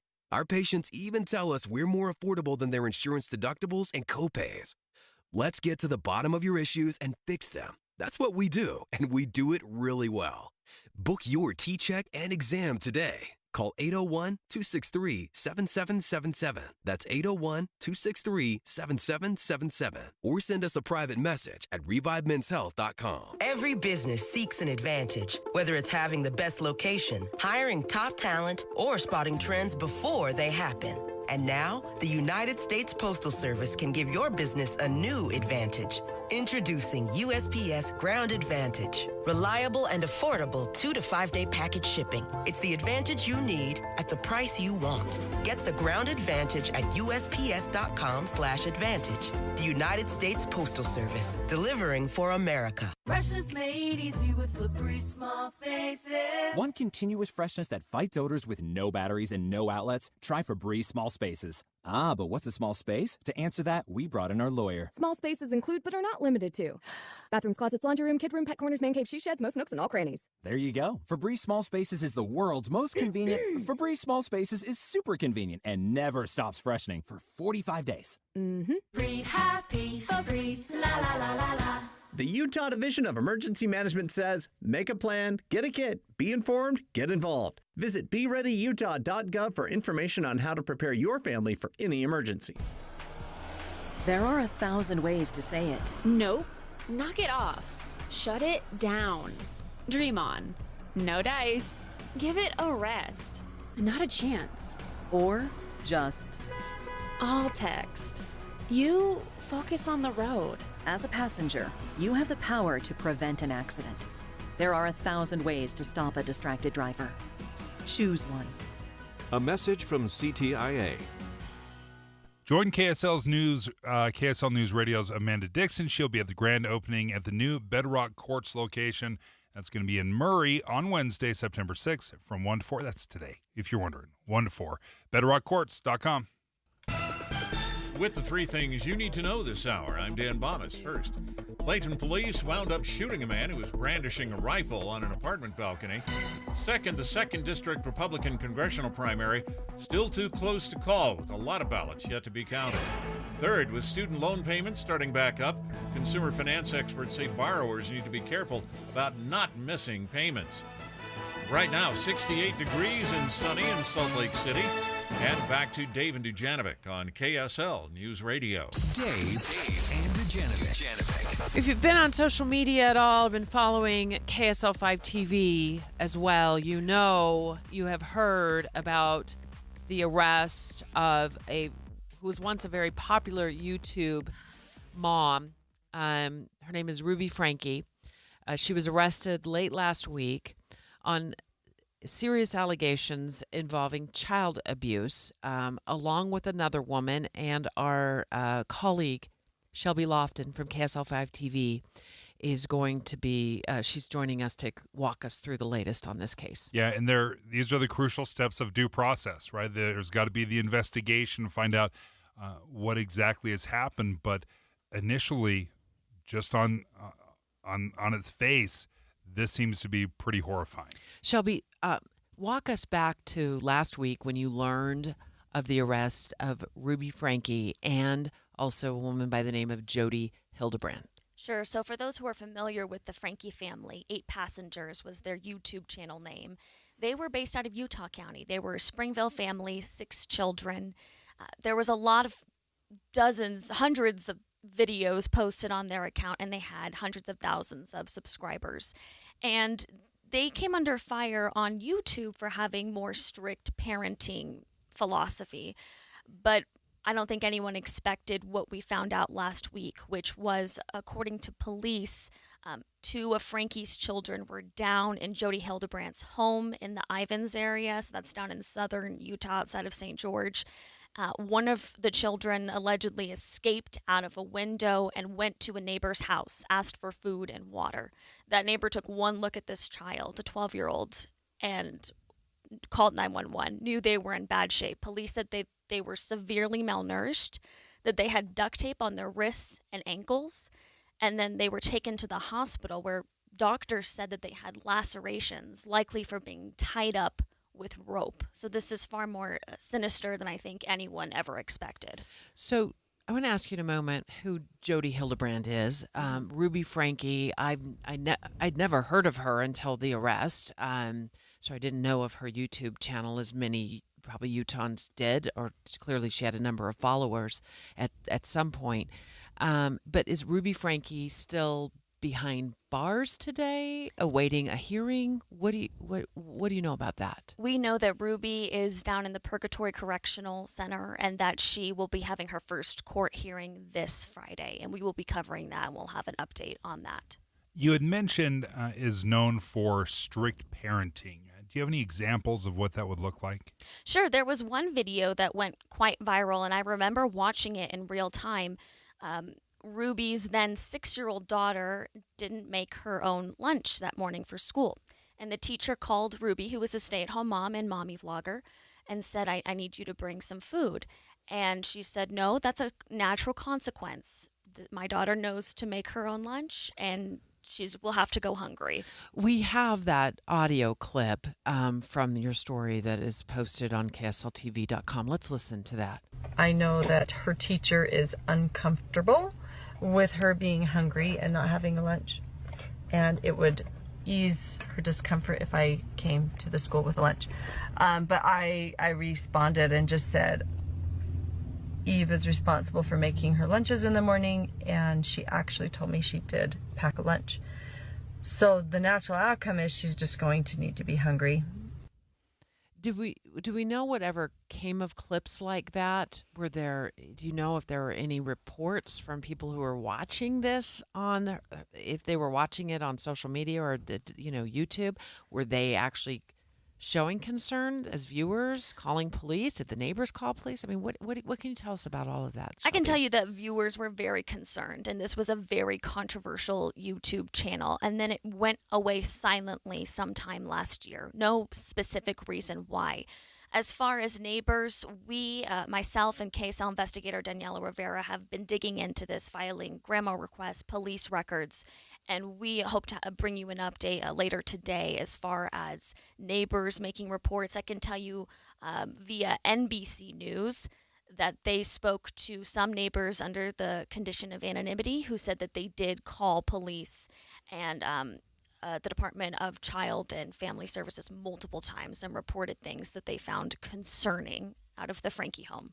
So police go into the home after this child gets out, goes to a neighbor's house. The neighbor calls police concerned about the child's condition. And then police go into the home with a warrant to search it. I'm assuming they had a warrant to search the home. And they go, at this point, pick up the story from there. Sure. And this was like last week this happened. This happened last Wednesday at around 10:50 in the morning, I believe, from that police report. Police come and they find another child in that home, a 10-year-old girl, in a similar condition as that first child, severely malnourished. And that child was also taken to the hospital where they were put under a medical hold. So we know that 2 children were in very bad state. And then we know that 4 of the Frankie's 6 children were taken into the custody of the Department of Child and Family Services. She has 2 older children who are no longer minors. Okay, so what will happen to the 4 children who are in state custody? Do you know that at this point, Shelby? At this point, I don't know their status, and I hope that they're doing well. It's so concerning and upsetting to hear about the condition of those 2 youngest ones. Is there a father involved in this? Yes, so Kevin Frankie was Ruby's husband. There's a lot of speculation online, but we're trying to nail down the facts here at KSL of what's going on. From what we can see, they're still legally married. We just don't know their relationship status as of this point. But Kevin was a regular fixture in the 8 Passengers YouTube channel. He was in all of these videos. He also was a strict parent. He was right there alongside Ruby when she was making these parenting choices that some found questionable. But he's since kind of gone away from this media mayhem surrounding this story. It's a very good question. We're trying to figure out where he is in all of this. But what we know so far is that Ruby Frankie is still in custody from what you've been able to find out. Jody Hildebrandt is also in custody. How does Jody play into this investigation? Sure. So Jody is heads up the Connections mental health service is how it bills itself. It's based out of Orem, but I've only been able to find a Santa Clara P.O. box address attached to it. But she talks about more strict parenting philosophies. The way that they bill themselves online is helping people with mental health and addiction issues, but she does a lot of her work online, and a lot of the videos that circulate are all about parenting and parenting choices. And she's working, I've seen videos of her sitting side by side with Ruby Frankie in some of these videos. And were the Frankies staying? Were they staying with Jody Hildebrandt at her home in Ivins? What do you know about that? So we know from the police report that the 2 youngest Frankie children were under the care of Jody Hildebrandt in her Ivins home. And we know that Ruby and Jody work very closely together in Connections. Every video you see, they're side by side on a couch together, talking about whatever advice they have. I'm on YouTube right now. I pulled up 8 Passengers trying to find the YouTube channel. Has the channel been taken down? Yes, it was taken down last year. There really was no specific reason given, but that was really in the height of its controversy. Viewers were saying, look, we have issues with how you parent your kids, and then it was taken down, but no specific reason given. We're not sure if it was YouTube taking it down or if the family took it down. Not sure about that. Okay. Here's another example that I've seen on social media. It's an example where Ruby Frankie's son had his room taken away. My bedroom was taken away for 7 months, and then you give it back like a couple weeks ago. I don't think our viewers know that. sleeping on a beanbag? I've been sleeping on a beanbag since October, and they gave my room back like 2 weeks ago. So that's just an example, whether it was from your story, and also I know NBC News has been reporting on this as well. Shelby, what other angles are you and the investigative team pursuing on this story that we can tune into today? You brought up, what about neighbors? What about the family members? Ruby has several siblings who are also in this Utah mommy vlogger space. We're reaching out to them. What can they tell us? They've posted a joint statement online saying that their sister needed to be arrested, that justice was served last week. They said that they've been trying to report this for years, but we want to know what those reports looked like, how many of them came in, and how long this has really taken for these children to get the help that they needed. When can we see these reports on KSL 5? KSL investigator Daniela Rivera will have a live report on KSL 5 News at noon, and then we'll have some updates tonight at 5 and 6. Shelby Lofton, thank you for joining us from KSL 5 Television. Thanks, Shelby. Appreciate it. Please keep us and our listeners updated. It's 10:30 at KSL News Radio. I'm Dan Bomas. KSL's top story this hour. We're gathering more details now on an officer-involved shooting at a Layton apartment complex this morning. Layton Police Lieutenant Travis Lyman says they were at the complex investigating another call when they spotted the suspect on a balcony with a rifle. He was pointing that rifle all over the courtyard right there outside his apartment, at a bunch of other apartments, and our officers were engaging with him, trying to get him to put that down for upwards of an hour. At some point, an officer fired and hit the suspect, and he was taken to the hospital in serious condition. Our top national story this hour: Utah Senator Mitt Romney standing behind Senate Minority Leader Mitch McConnell in spite of questions about his ability to lead after McConnell appeared to freeze up twice over the past month. I don't think he's shown any inability to lead in negotiations, to raise money to get Republicans elected, to help guide our caucus. He's shown that he's been able to do that in the past. He's going to continue doing that in the future. So I'm firmly behind his remaining as our leader. The Capitol physician released new information on Senator McConnell's health, saying he has not suffered a stroke, a seizure, or any type of movement disorder such as Parkinson's disease. Your money at this moment: the Dow Jones average continuing to slide right now, the down 263 points on the day so far, and the NASDAQ is down 198 points. And our KSL weather, well, it's warming up this week. That's next. KSL News Time, 10:32. What do you need to hear in the morning to feel ready for the day? Important news that happened overnight, the traffic you'll hit on the roads. You'll be ready for your day with us. Join Utah's Morning News 5 to 9 on KSL News Radio. If you have a family member that is struggling with addiction, if they're currently in recovery or if they just need help, let me tell you about Renaissance Ranch. What they've learned over their 20 years of helping folks is that if you can get the family involved, then the chances, and the research has shown this, the chances of a positive outcome skyrocket. So Renaissance Ranch wants to offer free online classes. They're happening weekly, almost daily. If you go to renaissanceranch.com, you can see how often these free classes are being offered. They're taught from spousal, parental, and personal perspectives. They even have a women's support group and a couples recovery group. So if you're not quite sure how you can help or what role you can play in helping that loved one overcome addiction, learn more at renaissanceranch.com. I remember I sat down with them not long ago, and they told their story of how their family had personally been affected by addiction and recovery at the same time. So if you want to learn more, just go to renaissanceranch.com. Les Olson IT is your source for top quality technology. We carry the latest desktop and laptop PCs in stock, configured to your specific needs, and backed by our award-winning support team. And if your business demands high-performance hardware, we offer custom-built computers that can tackle any task. We also offer great computer accessories like monitors, keyboards, speakers, Fujitsu document scanners, and more. Get a quote today. Les Olson IT. I've heard it said, Tim, that when you know better, you do better. And I was just not a smart eater for the majority of my life. Maybe I should have known better. I probably should have. But I didn't learn until I did the soda weight loss program. I lost 34 pounds with soda, and it was a combination of them teaching me how to eat smart, what brands to eat, how far apart to eat, how many carbs I can, that kind of thing.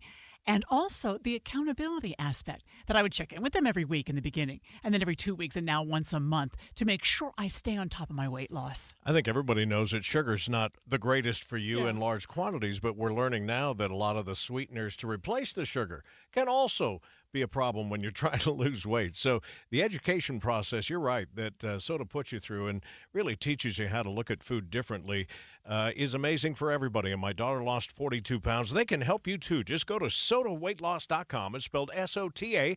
Think Tim and Amanda. Soda weight loss is state of the art. If you've had painful kidney stones, you know you don't want more. Moonstone Stone Stopper is a simple solution that works. Created and recommended by top kidney stone doctors, Stone Stopper is an alkali citrate formula scientifically proven to prevent crystallization. Stone Stopper's patented formula is gentle on the stomach and is available in easy-to-swallow capsules, gummies, and powder drinks that make hydration delicious. Stone Stopper is available at participating Walmart and Walgreens stores. Look for the red stop sign on the bottom shelf of the vitamin aisle. For more information or to find a store near you, go to stonestopper.com. Traffic and weather together brought to you by Granite Credit Union's new Dividend Plus checking account. Here's Heather Kelly. We still have a few brake lights northbound I-15 as you make your way through the Murray area heading into South Salt Lake. On the east side belt, construction will slow you down from time to time as you make your way between 4500 and 3300 south, but everybody else is moving along nicely. Do you want a heating and air company which uses third-party verification over their work that's one of the highest rated on both Google and Yelp? Then call At Your Service Pros, 801-YOUR-PRO. Heather Kelly in the KSL Traffic Center. KSL weather, warm and dry through the rest of the week. Today's high 86, 89 Friday and Saturday. Right now, 69 degrees and sunny at KSL News Radio, 102.7 FM, 1160 AM at KSLNewsRadio.com. Your all-day companion for news. Dave and Dujanovic. Let's talk about the opinion piece by Jay Evenson in the Deseret News. Here's the title. Political age limits. Is Biden too old to be president? Well, 73% of people think, yeah, he's too old to run. That's according to the Wall Street Journal. Jay Evenson joins us right now as the opinion editor for the Deseret News. And Jay, it's hard not to ask the question when we see almost on a daily basis one of our politicians who are older in year and they have a social media moment for all the wrong reasons. You're talking about Mitch McConnell, the Senate Minority Leader. And yes, this is a big conversation going on right now in the United States. Should we have an age limit for service? We have a lot of age limits in our country. You have to be 16 to drive, 21 to consume alcohol, 18 to vote. But I submit that those are kind of arbitrary ages, and it doesn't necessarily equate to competence or ability to do those things. And so when you're talking about an upper age limit for serving, should it really be an arbitrary age, or should it be a person's ability to serve and being able to prove that they're incompetent? Well, you could be a phenomenal driver at 12 years old, but do you want a 12-year-old out on the roads? Because you could be competent. I mean, listen, I've been out to Miller Motor Sports Park. I don't know what it's called now, but I've seen some great junior racing where you have very young kids handling a vehicle far better than anything I've ever done. So it's this delicate balance of competency, but at the same time, it's hard not to ignore. It's hard to ignore age. Well, the true fact, you could learn to fly an airplane at age 12. There is no limit, a downward limit on that. So it's an interesting conversation to have. I had no idea. Jay Evenson is the opinion editor with the Deseret News. He's in studio with us. His latest opinion piece posted at Deseret.com. Political age limits. Is Biden too old to be president? Also, what has brought this into the dinner table conversation is what happened to Mitch McConnell, as you pointed out. last week, Senate Minority Leader. What are my thoughts about what? Running for re-election in 2026. That's Reporter had asked him about are you going to run for re-election in the next cycle? Running for re-election in 2026. And he just froze. Yeah. He grabbed the lectern and stared into kind of like space. And it wasn't the first time it happened. It happened a few weeks before, again on camera, where he just seemed to freeze. He's 81 years old. He was ironically being asked the question by a reporter who was at a news conference or press briefing, do you plan on running again? And he couldn't come up with a great answer, at least not initially. Is he able to make decisions? Is he able to understand legislation and decide how to vote competently on that? Is he able to do his job as Senate Minority Leader? And how does 20 seconds of zoning out, does that translate into being incompetent? These are the questions we have to deal with, but you can't really come up with an adequate competency test in a political realm, because it will be used by political enemies to try to prove that you're incompetent and should be removed from office. We heard from Utah Senator Mitt Romney, and we've heard from President Biden as well, who've come to the defense of Mitch McConnell. But let me play what Senator Mitt Romney said. The reality is that we may expect that Mitch McConnell will check out for 20 seconds a day, but the other 86,380 seconds in the day, he does a pretty darn good job. Now, President Biden defended him as well. Mitt Romney's 76 years old. Joe Biden's 80 years old. Mitch McConnell's 81 years old. It seems like all the old guys are coming to his defense. Well, and there have been times when the president has stumbled or shown his age, and even Donald Trump has refrained from criticizing him for that. Of course, he's 77 years old. We have 15 members of the House and 4 members of the Senate who are 80 or older right now. And so there's a real reluctance to use the age card against anybody because they're all in it. Well, and these are the instances that we focus on. I was thinking as I was reading your piece, we often talk about Mitch McConnell in this light, at least in the last several weeks. We've talked about Joe Biden in this light. We've talked about Senator Dianne Feinstein in this same light. And it's not the masses, it's the few. Do we need to regulate this, or should this be up to voters? Yes, I don't know how you regulate it. So then by default, it's up to voters. But then it gets into the political realm, and you say, well, maybe he's incompetent, but do we want to turn the seat over to a member of the other party, which we despise? And so, do voters really vote on competency, or do they vote on party? I mean, we're in such a hyper-partisan time in this country that I'm not sure, unless it's something so obvious that it's going to affect an election. I could be wrong, but I think what makes me so uncomfortable is there is no question. We have all seen this video of Mitch McConnell holding on to the lectern, like rigid, staring off, and then we justify it. That has never happened to me. I've lost my train of thought. I've stumbled through words. Never once have I been in the middle of a conversation and locked up and stared off into nothing. And for us to pretend like, this is fine. He can do his job all the other minutes of the day or all the other seconds of the day, I think is disingenuous, and it sounds like excuse making to me. This is the kind of thing where if it happens to a regular person, the grandkids start saying, what are we going to do for Grandpa? Yes. We need to get some help for him. I agree. And is it cruel to the person going through this to not give proper attention to that kind of behavior? Well, imagine this is me or you that we're talking about on the radio, and we're like, that we should just end his career or her career right now. I don't care how old you are, and who you are. It just seems like inhumane to talk about somebody like that, like they're disposable. Well, sorry, you're too old now. We all have parents and grandparents who are up there in years, and I would hope we would want what's best for them. And I just have such heartburn when we go down this road, like they're not human and they have no feelings and they haven't thought about this. I'm like, who doesn't look at the road ahead and go like, getting old kind of stinks, and let's just add one more nail in your coffin, Senator fill in the blank, and get you out of office. We're going to push you out of office, which would probably in turn put them in the grave even earlier, because it's all kinds of horrible. So how do we do this humanely?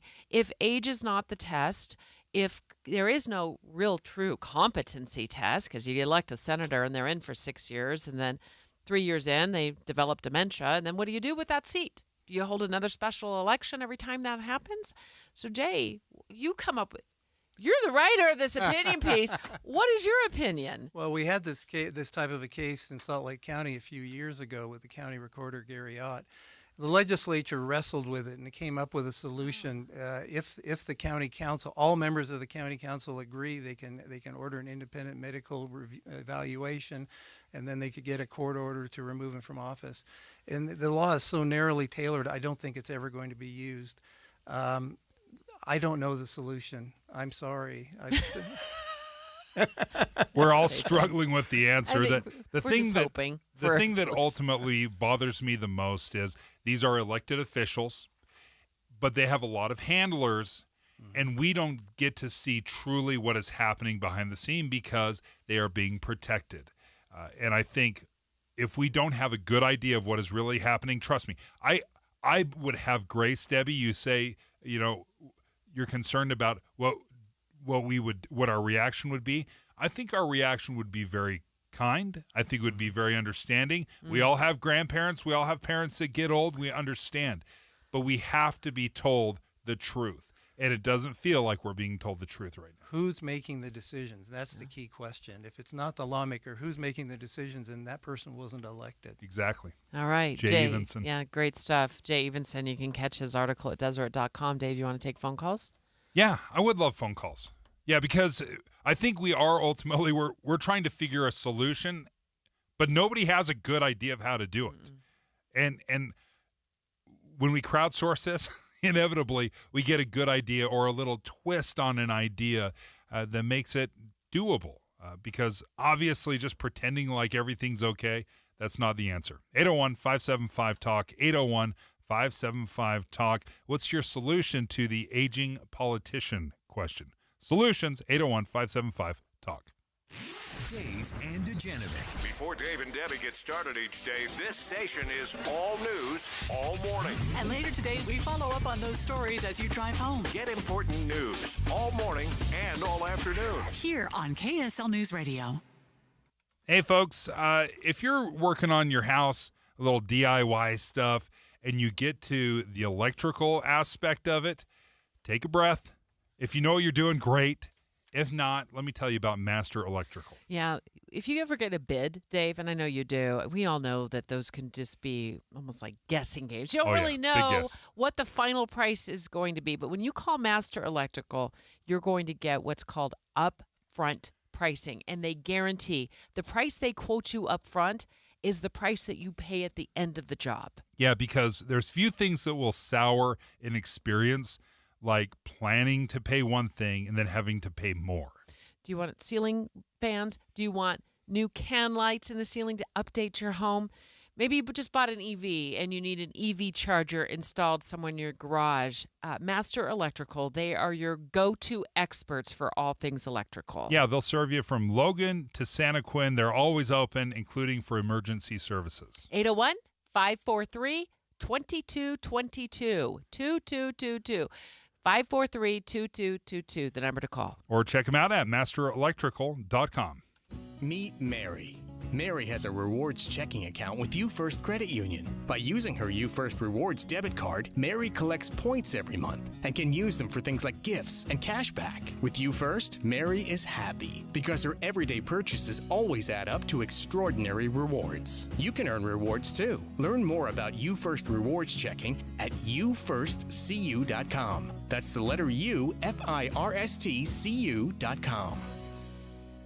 Home is your sanctuary, or is it? If you're tired of yard work, too much space to clean over multiple levels, listen up. Start enjoying home a little more with Nielsen Homes' newest single-level townhomes. Move-in ready without the thought of tedious yard work and close to all the things you love and enjoy. Nielsen Homes offers spacious single-level open floor plans without stairs or yard work and a lower 5.5% interest rate. Nielsen Homes has been building homes across the Wasatch Front for over 45 years. They understand all stages of life and build homes to accommodate the things you need. Pair it with things you love. See their newest single-level living community in Davis and Weber County, close to golf, pickleball, and more. It's low-maintenance luxury single-level living. No stairs, no more lawnmowers, no yard work, no waiting, and no high interest rates. Visit Nielsen Homes Communities at nielsenhomes.com. Call 385-389-1160. Online at nilsonhomes.com. Visit Serenoni Luxury Blanket Warehouse Sale Wednesday, September 6th at Orion Event Center in Linden. Save on the world's softest blankets for babies to adults. Get huge discounts on the best gifts ever.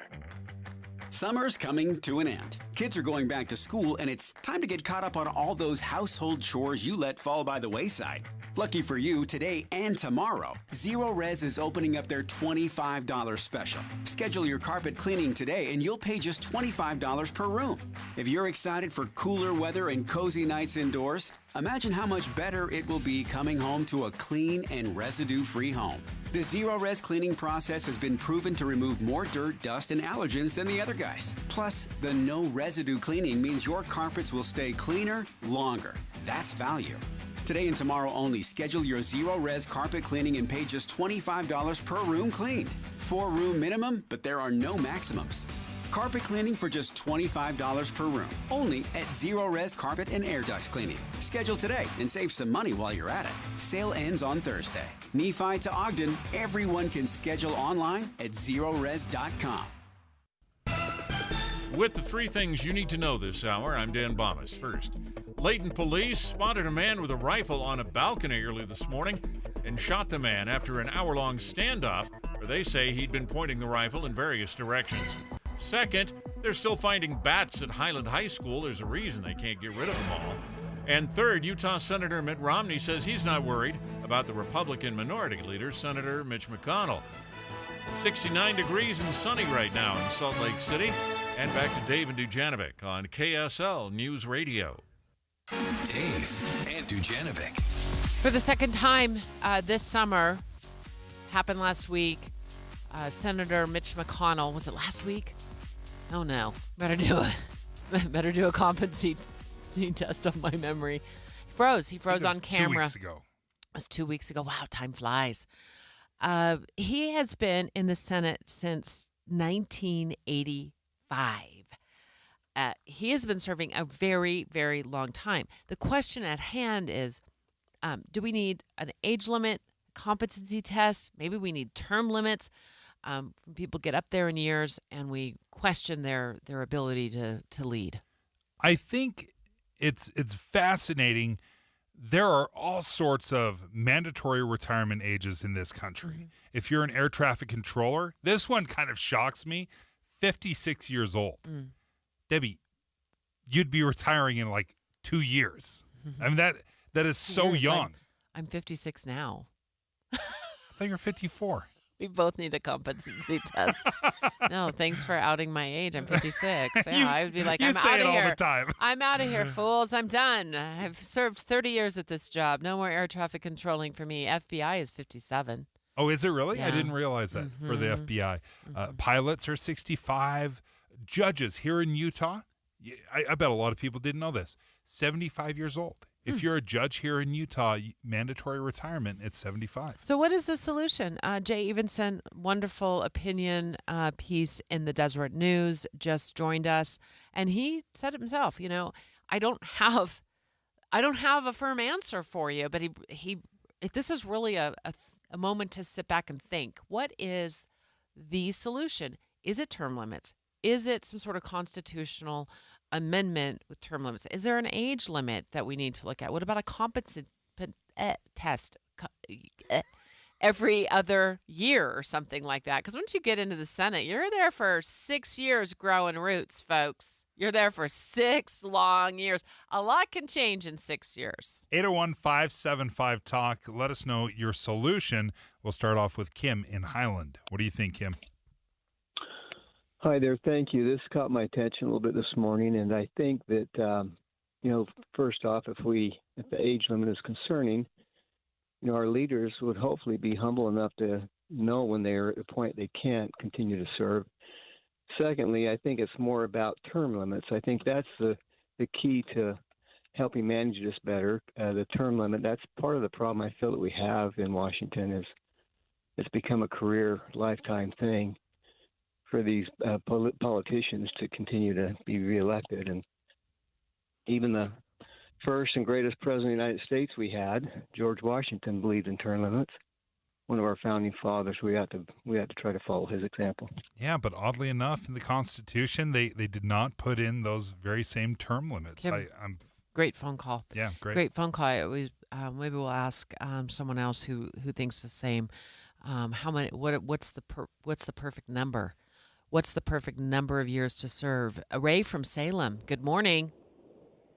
Good morning. What are you thinking in terms of dealing with the age issue in D.C.? Well, I think there should be a constitutional amendment that says anybody after 75 cannot hold a political position because what do they have in common with the majority of the people of the United States if they're 75? You mean they're unrelatable? I don't think they can think of what the majority of the people of the United States think. And then at the same time, if these gentlemen can't drive a car, how can they drive a country? And then how many 75-year-olds do you know earn $175,000 a year? Ray, can I be rude? And we won't give your last name, but how old are you? I'm 65. So you're just a minute or two older than I am. But what's fascinating about aging, and I would have looked at my 20s at like 56 and be like, oh my goodness, that's so old. And you get to that age and you realize, you know what, I'm still fitting in with the young crowd. I'm still cool. I'm still, I'm not sure at 75 I want to be that disconnected. And Ray, it sounds like you're doing just fine too at 65. I want to be that disconnected that somebody says you don't relate to me. But maybe that does happen. I don't know that I feel that way though at my age, and I don't look at my age and go, yeah, that's the direction I'm going. Lloyd in Ogden. Lloyd, what do you think? Hey, Lloyd. Yes. Hey, you're up. You're next in line. We got to you. Okay. What do you think about age limits? I think the government, we shouldn't look to the government to set the age limits. If we don't think the person is capable, don't vote for them. It's as simple as that. Why do we need to have the government set it? I'm 67, and I'm still working. Will I be working in 75? I don't know, maybe. But I don't. The government's looking for someone else to make a decision. People just need to grow up and make their own decisions. Is the person qualified and capable or not? If not, vote for somebody else. Yeah, that's the easiest solution. I mean, it's given to us every single year. We can make that decision of who we want representing us. Then why don't we vote people out? Well, in part, I think because we don't get the true story of who this person is. I'll tell you, I had absolutely no idea that Ronald Reagan, and I was young at the time, but I had no idea Ronald Reagan was as compromised as he was. I had no idea that, like with mental, but he was in dementia. Yeah, he was in dementia, and maybe Alzheimer's. It was shortly after that we learned about it and how far along his Alzheimer's had progressed, because our elected officials are surrounded with a staff and we don't truly see. We don't have an objective knowledge of how healthy they are. Kevin, we have 30 seconds for your opinion. Go. I have a dad that is 85, golfs 3 days a week, and pulls a trailer once a month up to Yellowstone. And I don't know, I'm kind of neutral on it. Yeah, and I think... Kevin, does your dad want to be a senator? That's awesome. Congratulations to your dad for staying so healthy and also getting out there and living life large. My mom's 77 years old. She's far more active than I am. And there's all sorts of people that are in their 70s, 80s, and even 90s that are incredibly capable and with it. But we can also be honest about old age. We can also be honest about what happens to you physically and mentally. And the chances are, the older you get, this is not like breaking news here, the more issues you have, both physically and mentally. We got a full 11 o'clock hour. Lindsay Aerts, our political reporter, joining us with the latest on the race and the 2nd Congressional District. Next. KSL FM Midvale, KSL Salt Lake City. Listen on the KSL News Radio app and in your car at 102.7 FM. KSL News Radio, your all-day companion for news. It's 11 o'clock at KSL News Radio. I'm Dan Bomas. KSL's top story this hour. Going to be some time yet before we find out the winner of the 2nd Congressional District Republican primary. Salt Lake County Clerk Lenny Chapman tells David Dujanovic the ballots mailed on Election Day will arrive tomorrow or later, and that means the vote totals in Salt Lake County, at least, won't be updated today. So we're going to wait till tomorrow so we can get in all of those good postmarked ballots, or as many as we can. Chapman says the vast majority of the voters in the Salt Lake County portion of the 2nd District used the mail-in ballots. Only 731 people voted in person. Reporters getting a first look today at the renovated St. George Temple of the Church of Jesus Christ of Latter-day Saints. Public tours begin September 15th, continue through November 11th. The St. George Temple was originally dedicated in 1877, the church's first temple in Utah. Our top national story this hour from ABC News. A new coronavirus booster is on the way. Moderna reporting it provides a 9-fold increase in antibodies against one of the new Omicron subvariants, BA.2.86. It could be available as soon as late next week.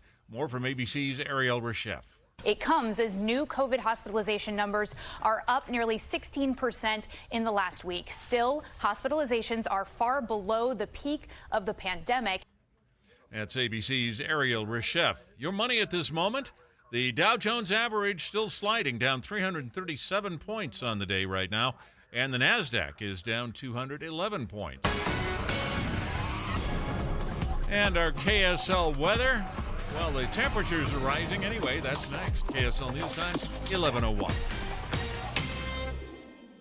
We have enough people running around Broadcast House at 4 in the morning to field a football team. Producers, reporters, the traffic team, and us. This is Tim and Amanda. Join us each morning from 5 to 9 on KSL News Radio. Troy, I'm depressed. Bitches RV and American Fork is killing it. What's depressing about that? Stewart's RV managers and staff are still here, so we've got the same incredible customer service. That's good. And we brought in new RV brands like Ember RV and GoPlay Travel Trailers. Also good. And now you can shop hundreds more RVs at bitches.com. Still waiting for the sad part. I'm used to being a mentor, but I'm turning into a manatee. You do have the same shape. Bish's RV is now open in American Fork. Come see us at the previous Stewart's RV or at our North Salt Lake location. Bish's RV, where memories begin. Attention smart homeowners. You don't have to fall for flashy promises and companies that don't even prove their work.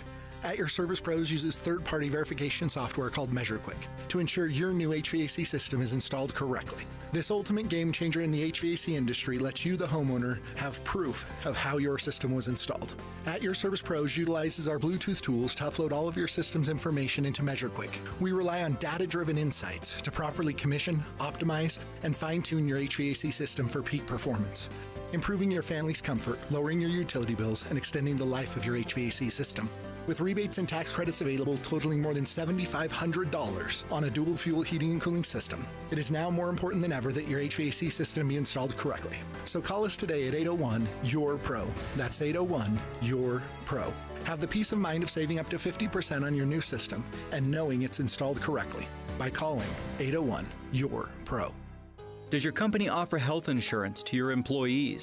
If so, how do you know if you're getting the best deal on employee benefits? Did you know that a benefit broker makes more money when you spend more? Brokers are not only incentivized to steer you to more expensive insurance plans, but the more quotes they get, the harder they have to work and the less money they make. My name is Keith with Magellan and Linden. We're a different kind of benefits broker that offers a best plan, best price guarantee. We get insurance quotes from every insurance company every year. It forces insurance companies to compete for your business and offer the best deal possible.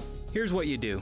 Visit shopmyplan.com. We'll get you free quotes with no strings attached. If you like what you see, let's work together and you'll get the best plan at the best price. If your benefits broker isn't getting quotes from every insurance company every year, you're probably paying too much. So visit shopmyplan.com today to get the best deal on employee health insurance. Go to shopmyplan.com today.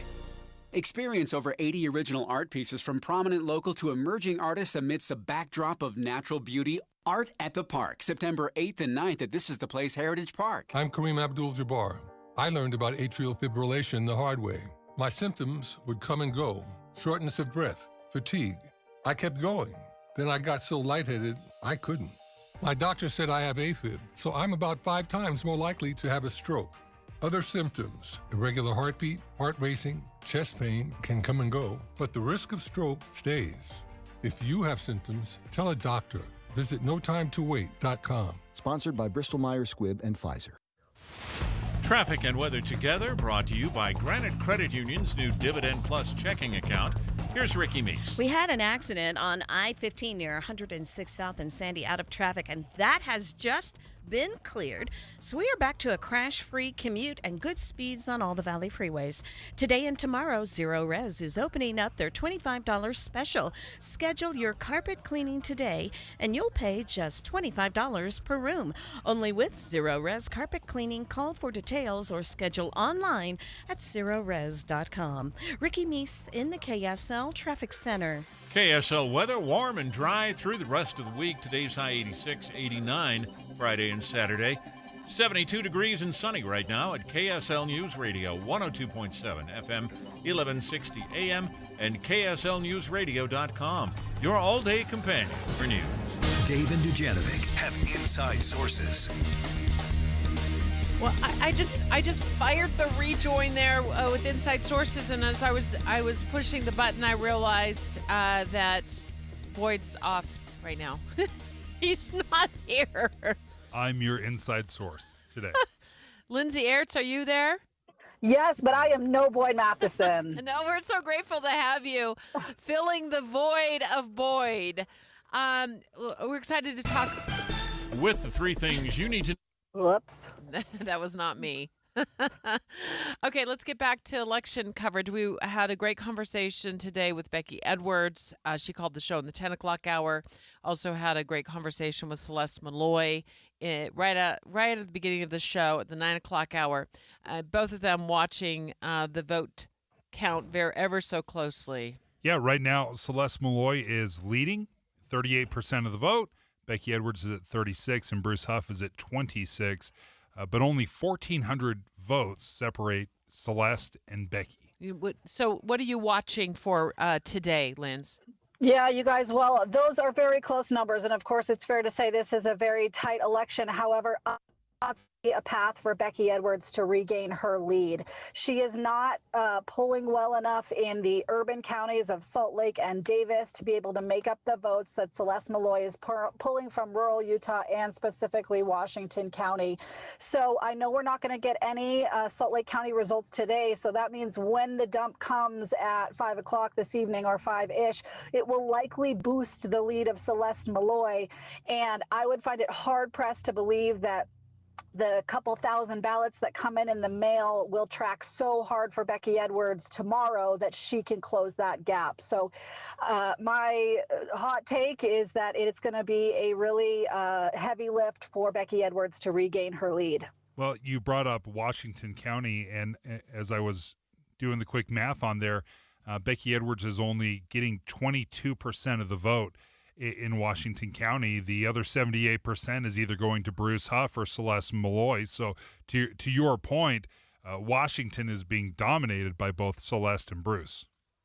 Yeah, and sorry, I cut out for a second, so I missed a little bit of your question, but that is significant because we know that the majority of the Republicans voting in this race live in those three counties, Salt Lake, Davis, and Washington, but the Washington votes are trending real hard for Celeste Malloy. She really has pulled that southern Utah and the rural Utah vote, and she told me late last week, I think the rural vote is going to swing this, and it really appears that rural Utah turning out in the way that they have southern Utah turning out has favored Celeste Malloy. When we spoke to Becky Edwards in the 10 o'clock hour, here's what she said about southern Utah, Linz. I'm looking at southern Utah, and we knew that we needed to have some additional work down here from the very beginning. I'm looking at a trend and a trajectory that is showing us moving in the right direction. My commitment to the folks in the southern Utah is strong, and I think we're still building relationships and really getting to know the best way that I could serve them in Washington, D.C. But if you just look at Washington County alone, where St. George is, and if you go a little further north up to Iron County where Cedar City is, Celeste Malloy is blowing Becky Edwards out of the water already just with the votes counted so far. She's up 4,000 votes in Washington County, and as I move up to Iron County, Malloy is up by 1,800 or 1,700 votes in Iron County. So she's showing very well in those, next door neighbor counties.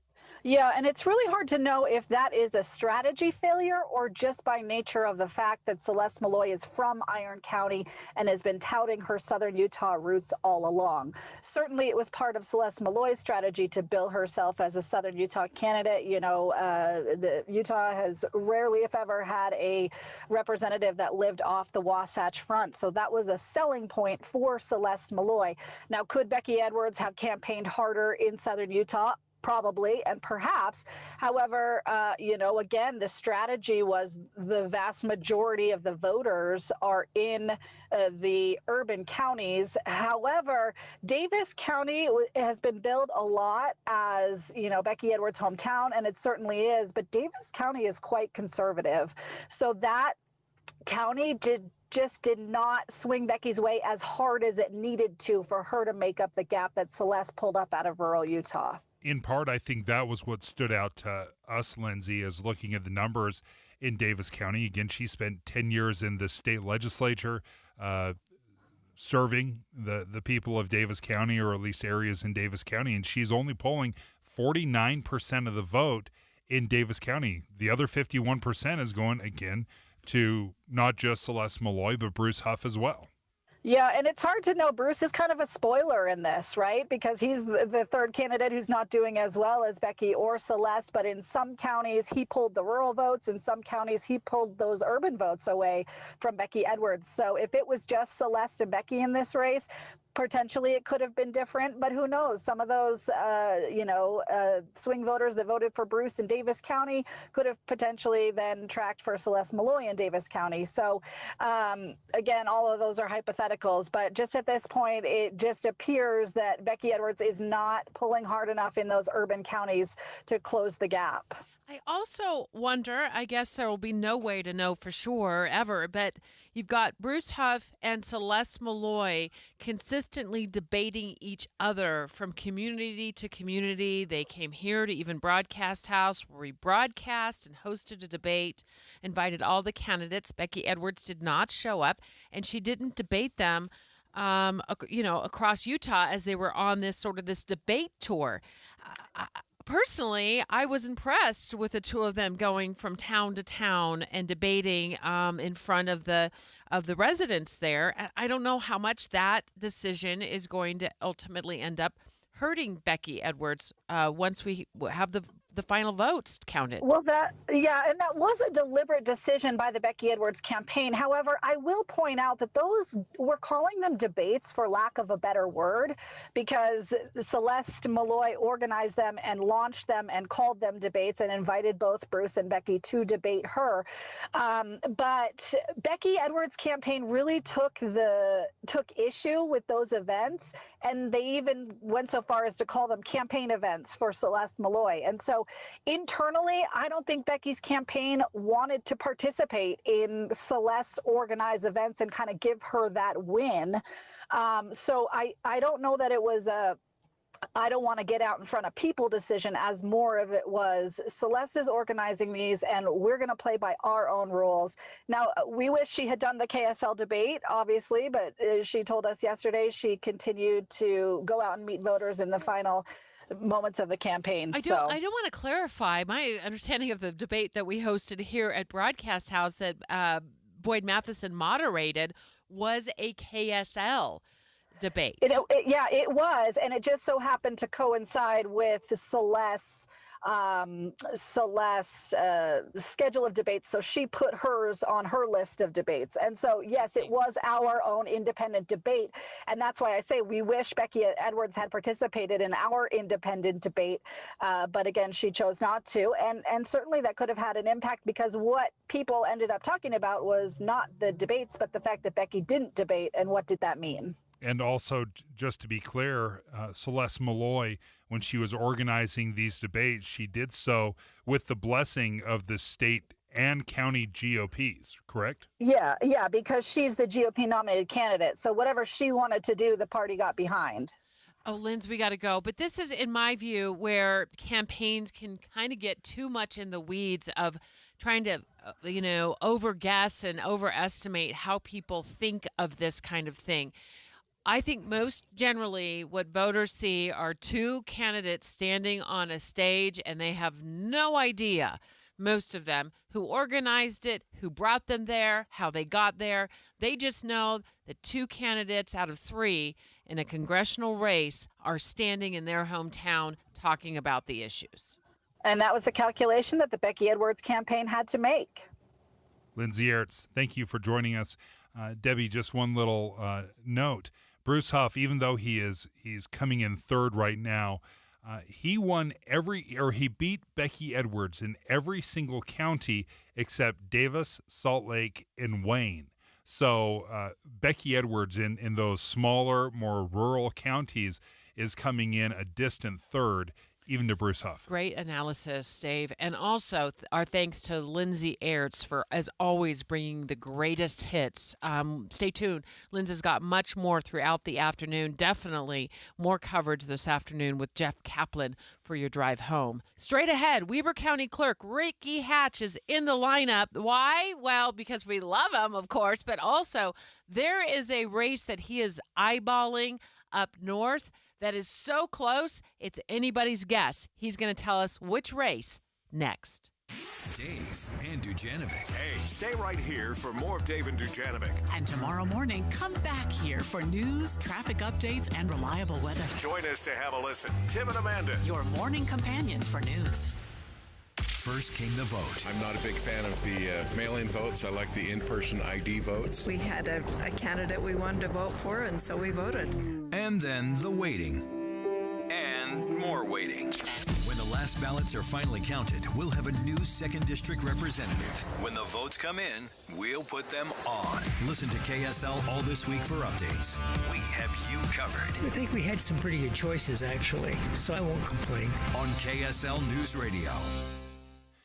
I've had a Kinetico water softener for years, and I remember when I was growing up, my mom would always yell to me to come grab the big bags of rock salt because they were like 40 or 50 pounds, and she wanted me to load them into our water softener. And I remember dreading it just because it was so many. It was like several hundred pounds that I was loading. So when Kinetico came out, that's how I associated soft water, was hauling these big, heavy bags of rock salt. But then they explained to me and said, the way we've designed our water softener is it's so efficient with water. It uses a third of the salt of everybody else. So you don't have to every month constantly refill your water softener with salt. And I have found that to be absolutely true. Every couple of months, I have to remember to throw a few bags of salt into the bin, and then it is good. It is soft water 24/7. It never runs out. So, if you're interested in getting soft water into your home and making that investment, give Connecticut of Utah a call. 801-576-8600. That's 801-576-8600. Or check them out online at softwaterutah.com. You know that Big Bargain detergent jug is 80% water, right? 80% water? I thought I was getting a better deal because it's so big. If you want a better clean, Tide Pods are only 12% water. The rest is pure, concentrated cleaning ingredients. Ooh, pass me the intercom thingy. Attention shoppers. If you want a real deal, try Tide Pods. Don't pay for water. Pay for clean. If it's got to be clean, it's got to be Tide Pods. Water content based on the leading bargain liquid detergent. I'm Ty Burrell, actor and small business owner. I'm going to show you my steps for making the perfect radio ad. This one's about innovation refunds and the ERC. First step, be relatable. I like pizza and puppies. 2, cold hard info. The ERC is a tax credit for eligible businesses that kept employees on payroll in 2020 and 2021. So if you qualify, Innovation Refunds Network of Independent Tax Attorneys could help you claim it. 3, go to innovationrefunds.com or call 1-843-REFUNDS. Innovation Refunds does not provide tax or legal advice. We work with an independent network of tax professionals. Terms and conditions apply. Ty is a paid spokesman. Join the Utah Symphony for the greatest classical hits from the 1700s to today. Tickets start at $21. Get yours today at utahsymphony.org. Hi, this is Doug Wright, and there are good things in the air. You can feel it, you can see it, you can experience it. Football, the kids are back in school. It's beginning to cool off a little bit. Fall is in the air. And a great place to go this fall for the best meal you've ever had. It's Ruth's Chris Steakhouse. Now let's talk about going up to the mountains where the leaves are just beginning to turn. It's going to be gorgeous. And at Hotel Park City, there's a Ruth's Chris Steakhouse waiting for you. So many things are going on in the heart of downtown Salt Lake City, and there's a Ruth's Chris Steakhouse downtown for you as well at 275 South West Temple. That steak that you've been longing for, cooked to perfection, the perfect temperature, the side dishes, the desserts. They're at both locations of Ruth's Chris Steakhouse. So call and make your reservations now. When Dee and I ate there the other night, it was so delicious, so good. That first bite, you're going to love it at Ruth's Chris Steakhouse. With the 3 things you need to know this hour, I'm Dan Bomas. First, it'll be a while yet before we have the final vote tallies in the 2nd District Republican congressional primary. Second, the St. George Temple of the Church of Jesus Christ of Latter-day Saints getting ready for public tours after extensive renovations. Third, hospitalizations for COVID are up 16%, but there's a new booster coming out meant to counter some of the more recent mutations in the virus. Right now, 72 degrees and sunny in Salt Lake City. And back to Dave and Dujanovic on KSL News Radio. Dave and Dujanovic. Don't be shocked by this, but the Congressional District 2 primary, Republican primary, isn't the only race that's going on in Utah. Ricky Hatch, who's the Weber County Clerk, is going to join us in just a moment because he is eyeballing a race, Dave, that is just so close right now up in the northern part of the state that we want him to fill us in on the details. Yeah, he joins us right now. Ricky, thanks for joining us. You don't have anybody that votes in Congressional District 2, do you? Luckily, no. Okay, so you don't get a party with that. Okay. Right. But you are counting ballots for other critical races that are more localized, like the Ogden mayor's race. What's going on with that? Well, the Ogden mayor's race is quite interesting. So Ogden has about 90,000 residents, and this race, out of so far the 7,500 ballots cast, the difference between second and third place is 40 votes. So it's a nail biter right now for sure. And this is a primary, but this is not a, what is that called? What is that other vote? Ranked choice voting. Thank you. This isn't ranked choice voting. This isn't ranked choice voting.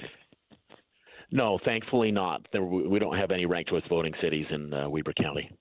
Why thankfully not? So, well, it's a headache for you. Is that what you're saying? But it has it brings some good things, but it brings a lot of complications as well. Ranked choice voting does, and so the cities here aren't fans, and nor am I. So it's a nail biter in the Ogden mayor's race. 40 votes separating the number 1 and the number 2 spot on the ballot. So what are you expecting in terms of ballots coming in by mail, or have you got all the ballot boxes collected? Yeah, good question. Last night we cleared out all of our drop boxes. We had about 4,000 ballots in those, and then we got about another 500 to 700 ballots in the mail today. We're processing those right now, hoping to get them done by the end of the day, but we don't want to rush this. So of those 5 or so thousand ballots, approximately approximately half of those belong to Ogden. So we're looking at 2,000 to 2,500 ballots that will be in Ogden. And we've got 7 candidates. Those are going to be distributed through. So it's just going to be tight. We spoke with Lanny Chapman, Salt Lake County Clerk, earlier today, and I was surprised at how few people showed up in person in Salt Lake. She said over the last couple of weeks, in total, she only had, what was it, Debbie, 700? Let's listen. Nice. We had about 731 people vote in person, and that includes early voting, so 2 weeks prior to the election to yesterday. I was very, very surprised that only a few hundred people voted in person. What does it look like in Weber County?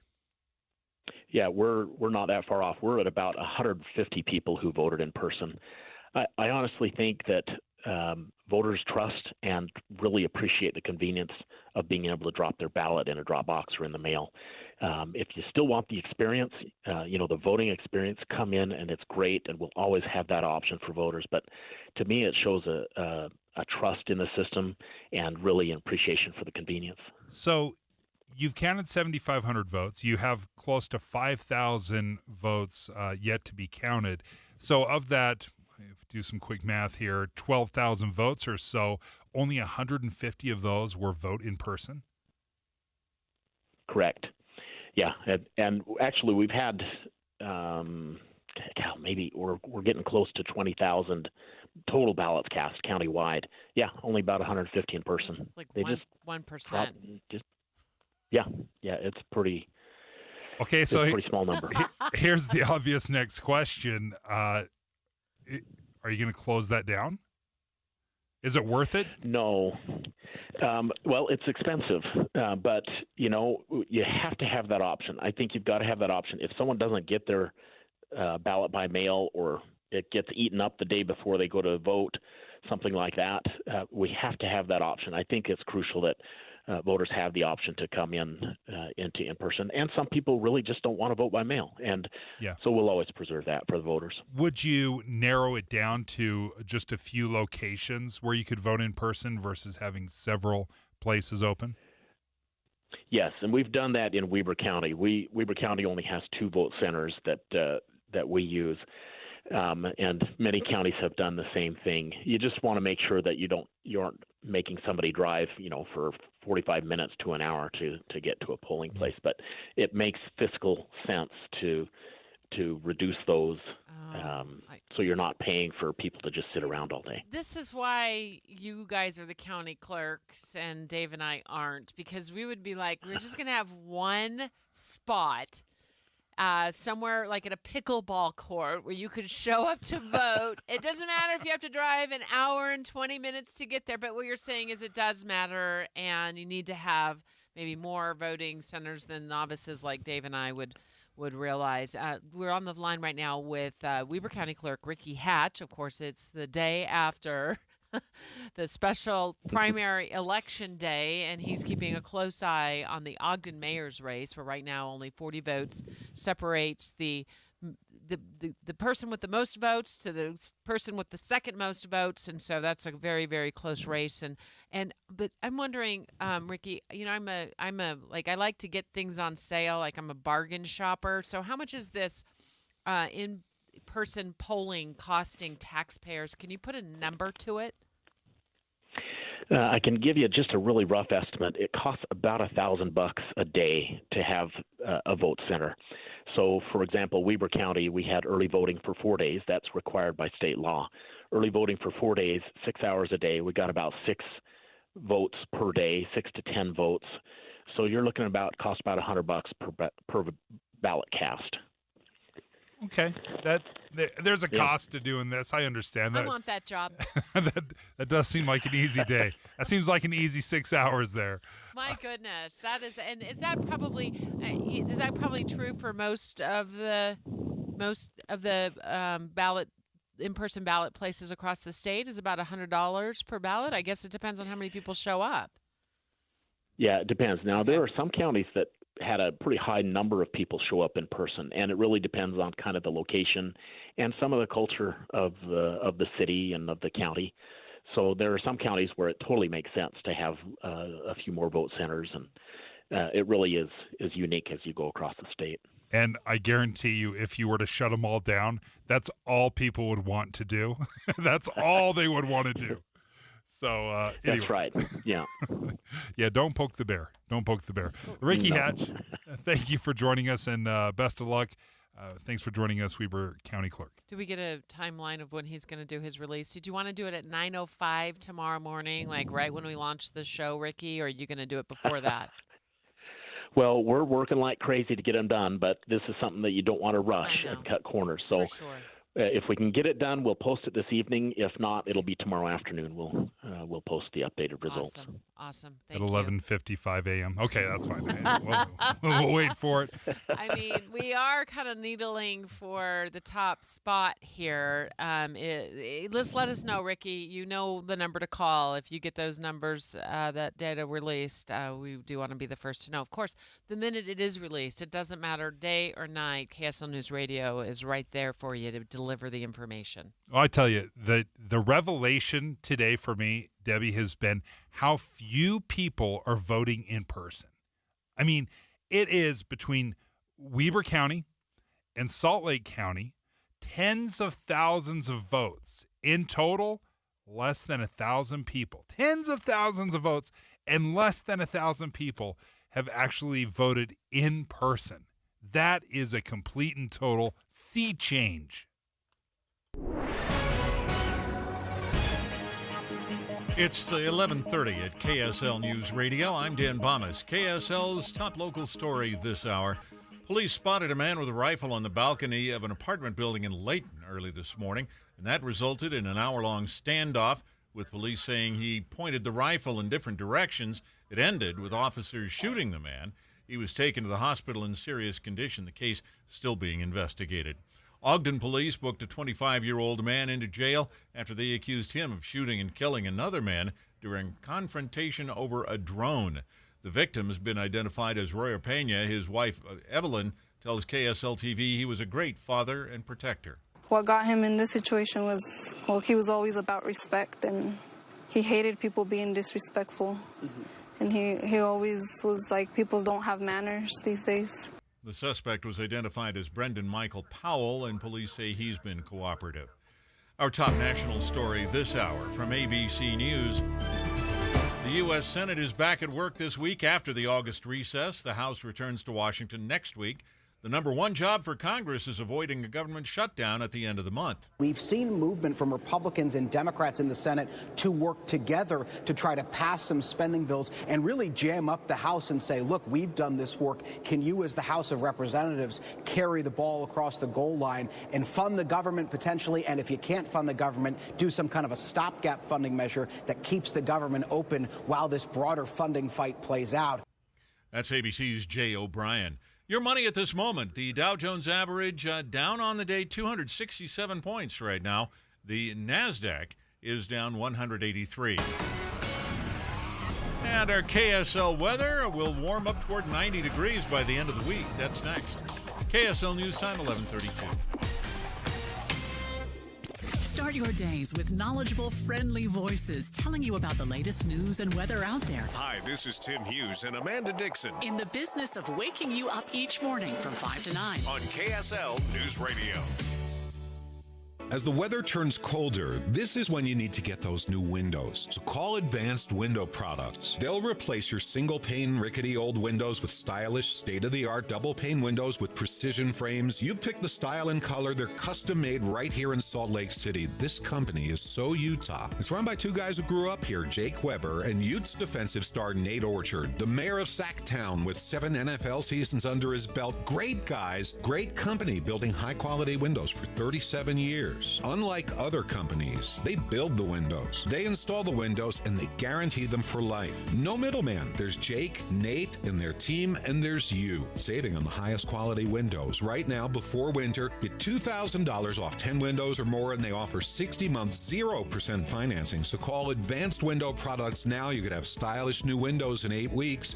801-850-9100. 801-850-9100 or visit advancedwindowsusa.com. Whether you own a local business or a global one, you know that these days, generating growth is a challenge. By teaming with Bank of America, you'll not just stay ahead of the curve, you'll move it. With access to experts, award-winning insights, and business solutions so powerful, you'll make every move matter, locally and globally. Visit bankofamerica.com/banking for business to learn more. What would you like the power to do? Copyright 2023 Bank of America, N.A. Hey y'all, this is Ronte, and a little thing I love about the Chick-fil-A Honey Pepper Pimento Chicken Sandwich is the pimento cheese. I was like, go cheese, go pimento, go honey, go get it. Hi, this is Chantrice, and a little thing I love about the Chick-fil-A Honey Pepper Pimento Chicken Sandwich is the mild spiciness of the pickled jalapenos. No, it's the crispy chicken. Actually, I can't decide. It's the entire sandwich. Order the Honey Pepper Pimento Chicken Sandwich on the Chick-fil-A app today. Available for a limited time. Real Chick-fil-A guests paid for their testimonials. The Utah RV Super Show, the premier RV event of the year, is back at Mountain America Expo, Thursday, September 14th through Sunday, September 17th. Come see the new 2024 models and special closeout pricing on all 2023 models. Bring a can of food for the Utah Food Bank and get $1 off per can, up to half off adult admission. Unplug from distractions and plug into your family at the Utah RV Super Show. Discount passes at UtahRVSupershow.com. Visit Serenoni Luxury Blanket Warehouse Sale, Wednesday, September 6th at Orion Event Center in Linden. Save on the world's softest blankets for babies to adults. Get huge discounts on the best gifts ever. You trust us for news and information in your car. Now trust us at home. KSL News Radio is your window to the outside world, keeping you informed on the latest breaking news, weather, traffic, sports, and more. Listen on your Amazon Echo or Google Home device. Just say, Alexa, open KSL News Radio, or listen on the KSL News Radio app. Text the word app to 57500. KSL News Radio, Utah's all-day companion for news. Join KSL's News Radio's Amanda Dixon at the grand opening of the new Bedrock Courts location in Murray. That is today from 1 to 4. Go to bedrockcourts.com. Traffic and weather together brought to you by Granite Credit Union's new Dividend Plus checking account. Here's Ricky Meese. No accidents, no delays on your Valley freeways. In fact, good speeds up and down I-15, and that's between Ogden and Provo. But we do have construction that is causing a slightly reduced speed, especially on the southbound side of Redwood Road in Taylorsville and 4700 South. Found your dream house, but not your dream rate? Make your purchase with a home loan from Cypress Credit Union. Refinance within 12 months if rates drop, and we'll take care of the refinancing fees. Ricky Meese in the KSL Traffic Center. KSL weather, warm and dry through the rest of the week. Today's high 86, 89 Friday and Saturday. And right now, we're at 73 degrees with sunny skies at KSL News Radio, 102.7 FM, 1160 AM, and KSLNewsRadio.com. Your all-day companion for news. Dave and Dujanovic. Well done to the Utah Department of Health. Way to quash the rumor mill. The Utah Department of Health tweeted a picture of is it a woman holding a megaphone? It says, and coming out of the megaphone, she's shouting, rumor control.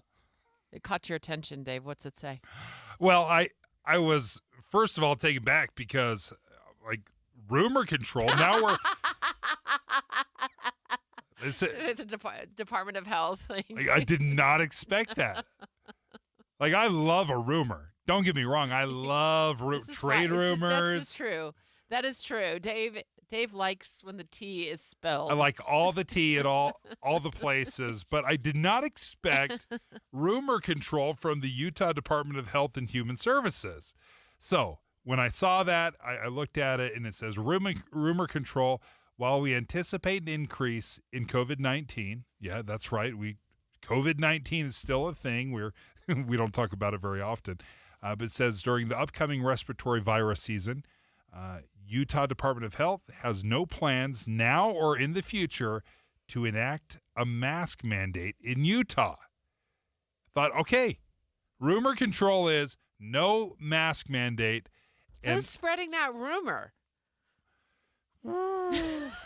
well, not only did they say it, they said we are not going to have a mask mandate, but Utah Governor Spencer Cox retweeted it and said, we have no intention of enacting a mask mandate in Utah, exclamation marks. Well, way to get out in front of it. I hadn't heard that rumor. But apparently if you hear it, you now know it's officially not true. It's not accurate. The person is either spreading a rumor or they're just lying to you about it. There's no attention to go back to mask mandates. Now, remember, we're no stranger to mask mandates here. It was way back in 2020, November. It was about 6 months after we first got word of COVID-19. The former Utah Governor Gary Herbert issued a mask mandate. Because scientists and medical experts overwhelmingly recommend masks as an effective way to limit the spread of COVID-19, I am placing the entire state of Utah under a mask mandate until further notice. Masks do not negatively affect our economy, and wearing them is the easiest way to slow the spread of the virus. Experts tell us that masks do not cause a shortage of oxygen to your brain or cause disease. We cannot afford to debate this issue any longer. Okay, that's old. That's not new. He did not say that today. That was, and by the way, he's no longer governor. That was almost 3 years ago when a mask mandate was implemented. There's no such mandate coming in the future as rumors would have it. Okay, when you listen to that, though, when you listen to the former governor create that mask mandate, what's your reaction now? Having gone through it, knowing that as a state, how wildly polarizing it was, what do you think? Well, like a lot of people spend a lot of energy doing stuff like this, like what happened at the Granite School Board meeting. I move that we adjourn this meeting. I'll second. We have a motion to adjourn. I mean, parents they'd gone wild. What do I think?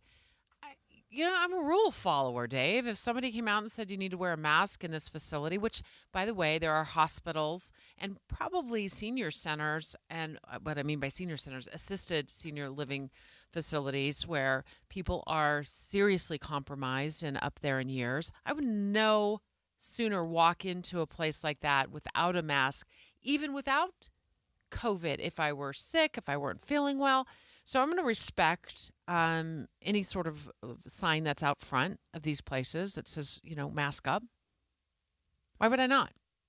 One of the things, and it's very different, and to be very clear, this is talking about a statewide mask mandate. That is not to say that individual companies can't have a mask policy. So they're not talking about that. It's overall a statewide mask mandate is not in their plans, is what they say. Yeah, I was never I did not waste my energy in COVID doing this kind of stuff. I just masked up because I respect the rule of law, and I respect when companies open their doors for me to come in and walk around no matter what it is. I wear shoes, I wear a shirt, and I wore a mask. So, yeah, I mean, it was what I do. I have respect for others. Well, I don't think not wearing a mask is a lack of respect. That's my opinion about myself. I have respect for others. I'm not suggesting that when people go and scream at school board meetings that they're showing a lack of respect. I'm saying that is my opinion for me. That's the rules that I follow. Yeah, I will say when I was listening to Governor Herbert talk about mask mandates and how, it is irrefutable that they are effective. Well, it depends. And that was part of my frustration. There's no way that this mask that I bought at Old Navy, this cloth mask that I threw around, is anywhere nearly as effective as a N95 mask or whatever respiratory thing, a surgical quality mask, but it had become so politicized what masking up meant. And then it became basically two political parties. The Democrats wore the masks, the Republicans were anti-mask. And it's an oversimplification, but that's kind of how it boiled down. And now you have people with very, very strong anti-mask feelings. So Utah Department of Health posted a tweet on X, now X. It says, rumor control. While we anticipate an increase in COVID-19 during the upcoming respiratory virus season, the Utah Department of Health has no plans now or in the future to enact a mask mandate. And then I wondered, okay, how many cases are there? Because I have heard of cases recently. Some friends of mine, others that I know of have come down with symptoms and tested positive for COVID-19. And the Deseret News did a breakdown. There's a really in-depth story on the desertnews.com. Should you wear a mask again? What experts say about COVID. And embedded in that article is, which posted just last week, hospitalizations for the coronavirus hit more than 12,600 in the U.S. over the past week, but are at a low level in more than 97% of counties across the United States, including all of Utah.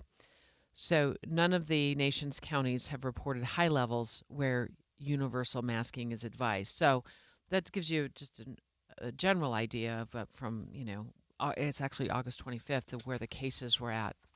Because I think it has kind of faded from our minds, right? Yeah, no question. In fact, I just went to coronavirus.utah.gov, a site that I had visited every single day for probably 18 months, and it is still an active site. They still have weekly reports. They have totals as far as hospitalizations, cases, and my assumption was that there would be nothing. Big zero. Yeah, but yeah. Sure enough, like they have the site no longer exists, but it's there, right? That's exactly what I thought it was going to be. So I looked at the average case count here in Utah. Current 7 days, 133 cases. I know 3 of them. Dave and Dujanovic. Did you know Utah has just one all-new station in the morning? It's this one. Weekday mornings between 5 and 9. Start your days with us. We're Tim Hughes and Amanda Dixon. Your morning companions for news. Master Electrical has been serving Utah for a long time. If you have some projects that you want to get to and you're not entirely comfortable doing this stuff yourself, give Master Electrical a call. I would never, as a DIYer, touch electrical. It doesn't matter what the project is. That is not my thing, and I know it.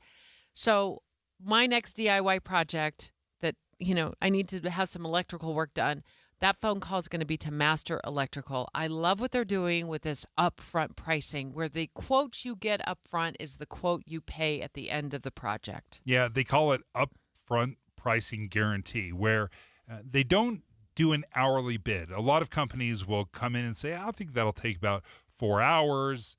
Well, if it takes 6 hours, then you end up paying more than what the bid was, and they want to do away with that. They're just going to give you a bid, and they promise they're not going to go over that number. Master Electrical, we spoke to them in person. They proudly serve Logan to Santaquin. So from north to south, if you are in need of electrical work in your home or your business, Master Electrical is your next phone call. Yeah, and they're always open, including for emergency services. All you have to do is give them a call today, 801-543-2222, 801-543-2222. Or you can check them out online at masterelectrical.com.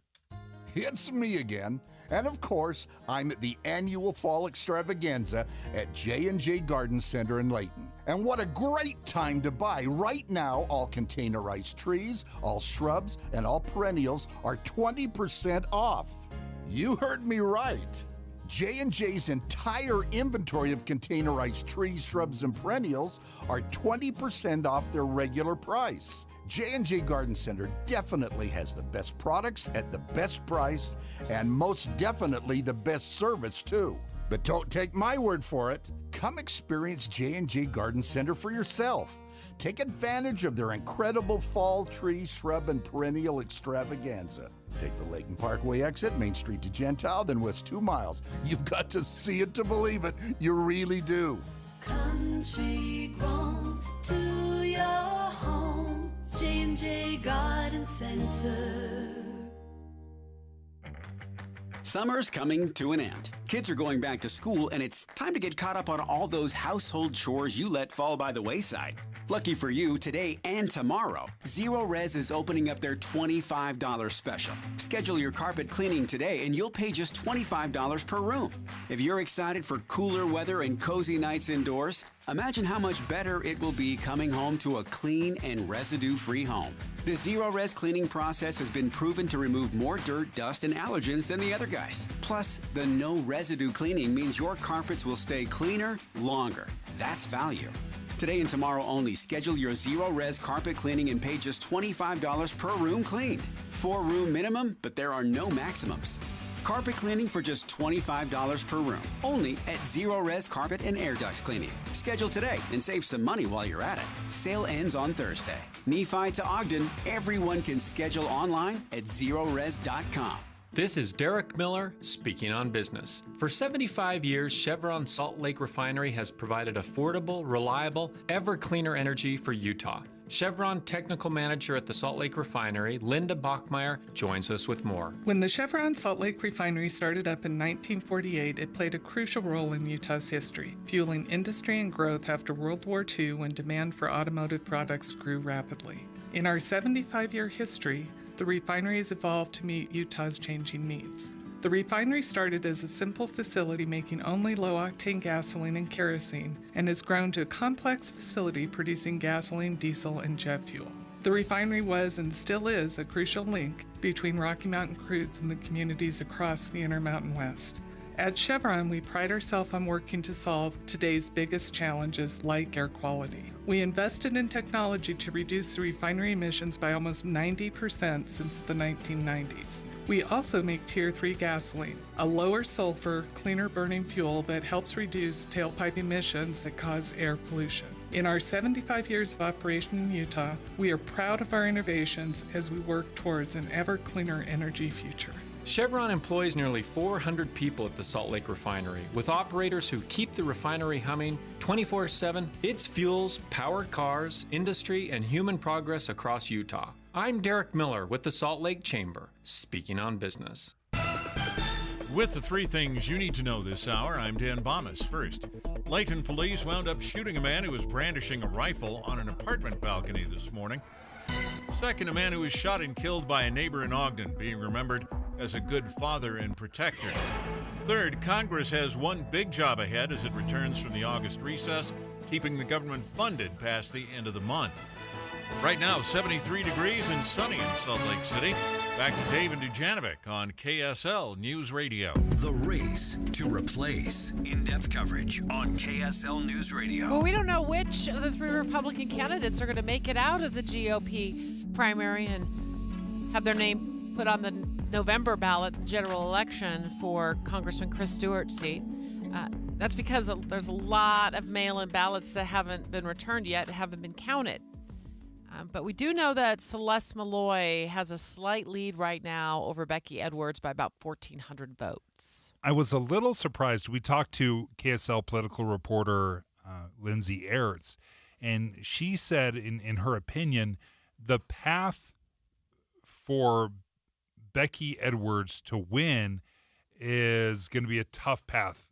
In fact, because she is struggling in southern Utah specifically, she didn't necessarily see a path forward to her winning. But that being said, I look at this, Debbie, and I see Salt Lake County where Becky Edwards is dominating. Right. Quite honestly, she is dominating. She's getting 61% of the votes in Salt Lake County, and that's obviously the most populous county and has the most votes available. The outcome for Becky Edwards in Salt Lake County will depend on how many people chose to drop their ballots off yesterday at a post office, not at a ballot box, at a post office, have it postmarked before the deadline, and then it gets to the county clerk's office in the next day or so.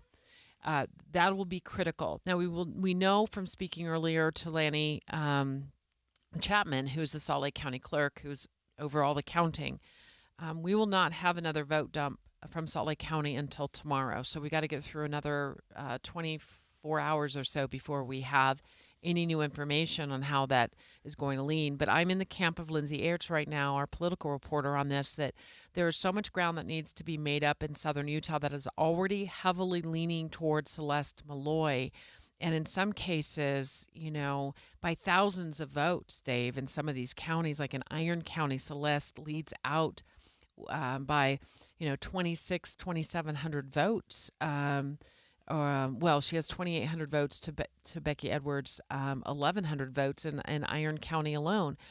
So for every ballot that is yet to be delivered to the Salt Lake County Clerk's office in Salt Lake County, you have ballots that have yet to be delivered as well to these other county clerk's offices. Yeah, it's part of the frustration and the reality of what modern day voting looks like. When you can mail your ballot on the day of, typically it's the day before, but at least in this race, you can mail your ballot the day of. Well, it might take a couple of days to arrive to the county clerk. Then they've got to sort it. Then they've got to count it. Then they've got to register it. We could be several days out. And this is, remember, this is a primary. This is the lowest turnout you could possibly see that you'll get in the future. The other county that I see as an actual setback for Becky Edwards is her home county of Davis County, where she joined the show and she said, they lived there, raised their kids for decades. She served Davis County in the state legislature, or at least some of the residents in Davis County in the state legislature. I expected that county, in terms of voting, to be a blowout for Becky Edwards, and I was not expecting Celeste Malloy to do as well as she has there. She has some almost 5,300 votes now, and again, this is early, to Becky Edwards' 8,500. So Celeste Malloy's showing, and I'm going to say it's probably better than what I expected, showing in Davis County, is hurting Becky, even though Becky has a significant number more votes than Celeste does in that county. Yeah, thousands more, but you really have, in the way I've described it, is you have two buckets of voters. You have Becky Edwards voters, and then you have Bruce Huff and Celeste Malloy voters. And it seems very clear to me as I look at these numbers that the people that were undecided chose to either vote for Bruce or Celeste. Very few of the undecided voters were voting for Becky Edwards. The other revelation that we had during the show today was how few people are voting in person. Here's Weber County Clerk Ricky Hatch just wrapping up a conversation with him just a few moments ago. We're at about 150 people who voted in person. I honestly think that voters trust and really appreciate the convenience of being able to drop their ballot in a drop box or in the mail. And he said they've gotten nearly 20,000 votes. 20,000 votes in Weber County, and only 150 of them were in person. Yeah. That is so shocking to me. It is so shocking to me because we hear a lot of the only thing I'm going to do, I'm going to vote in person. That's the safest and most reliable way. Well, very, very few people are actually voting in person. He gave us an example of what this is cost per ballot for taxpayers. It costs about $1,000 a day to have a vote center. So, for example, Weber County, we had early voting for 4 days. That's required by state law. Early voting for 4 days, 6 hours a day. We got about 6 votes per day, 6 to 10 votes. So you're looking at about cost about $100 per ballot cast. And that's just for Weber County. Yeah. And they had what he said, 6 voters per day. Wow. Boring if you're the one in charge of that polling station. My goodness. So few between Salt Lake County, which had 731, and Weber County, which had 150 or so. You'd said, you did the math on that, it's under 1,000 between the two counties. Yeah, and those are large counties. That's tens of thousands of votes. It's clear to me, though, that in talking to both of our county clerks, so we talked to this morning, Salt Lake County Clerk Lanny Chapman and Ricky Hatch up in Weber County, that these are not going to go away. No, they're not going to dissolve in-person voting because half of 1% of all voters show up at these places. Actually, it was a little more than that, but it's not a lot. Not much more. I think your math is pretty on. Nevertheless, because we asked him straight up, we wanted to know, are you going to close this down and stop offering in-person voting? He said, absolutely not. Both Lanny Chapman of Salt Lake and then Ricky Hatch and Weber said, absolutely not. And some people really need those benefits that in-person voting provides.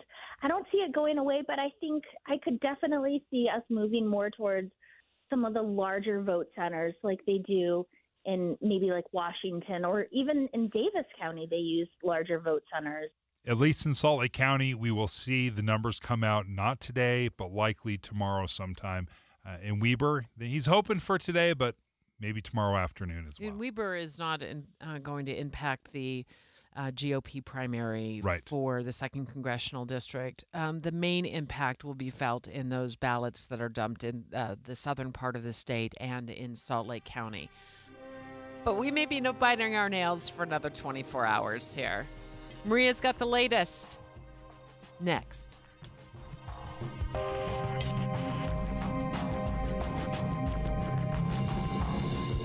KSL FM Midvale, KSL Salt Lake City. Listen on the KSL News Radio app and in your car at 102.7 FM. KSL News Radio, your all-day companion for news. Good afternoon. KSL News Time is 12 o'clock noon, and this is Utah's Noon News. I'm Maria Shaleos.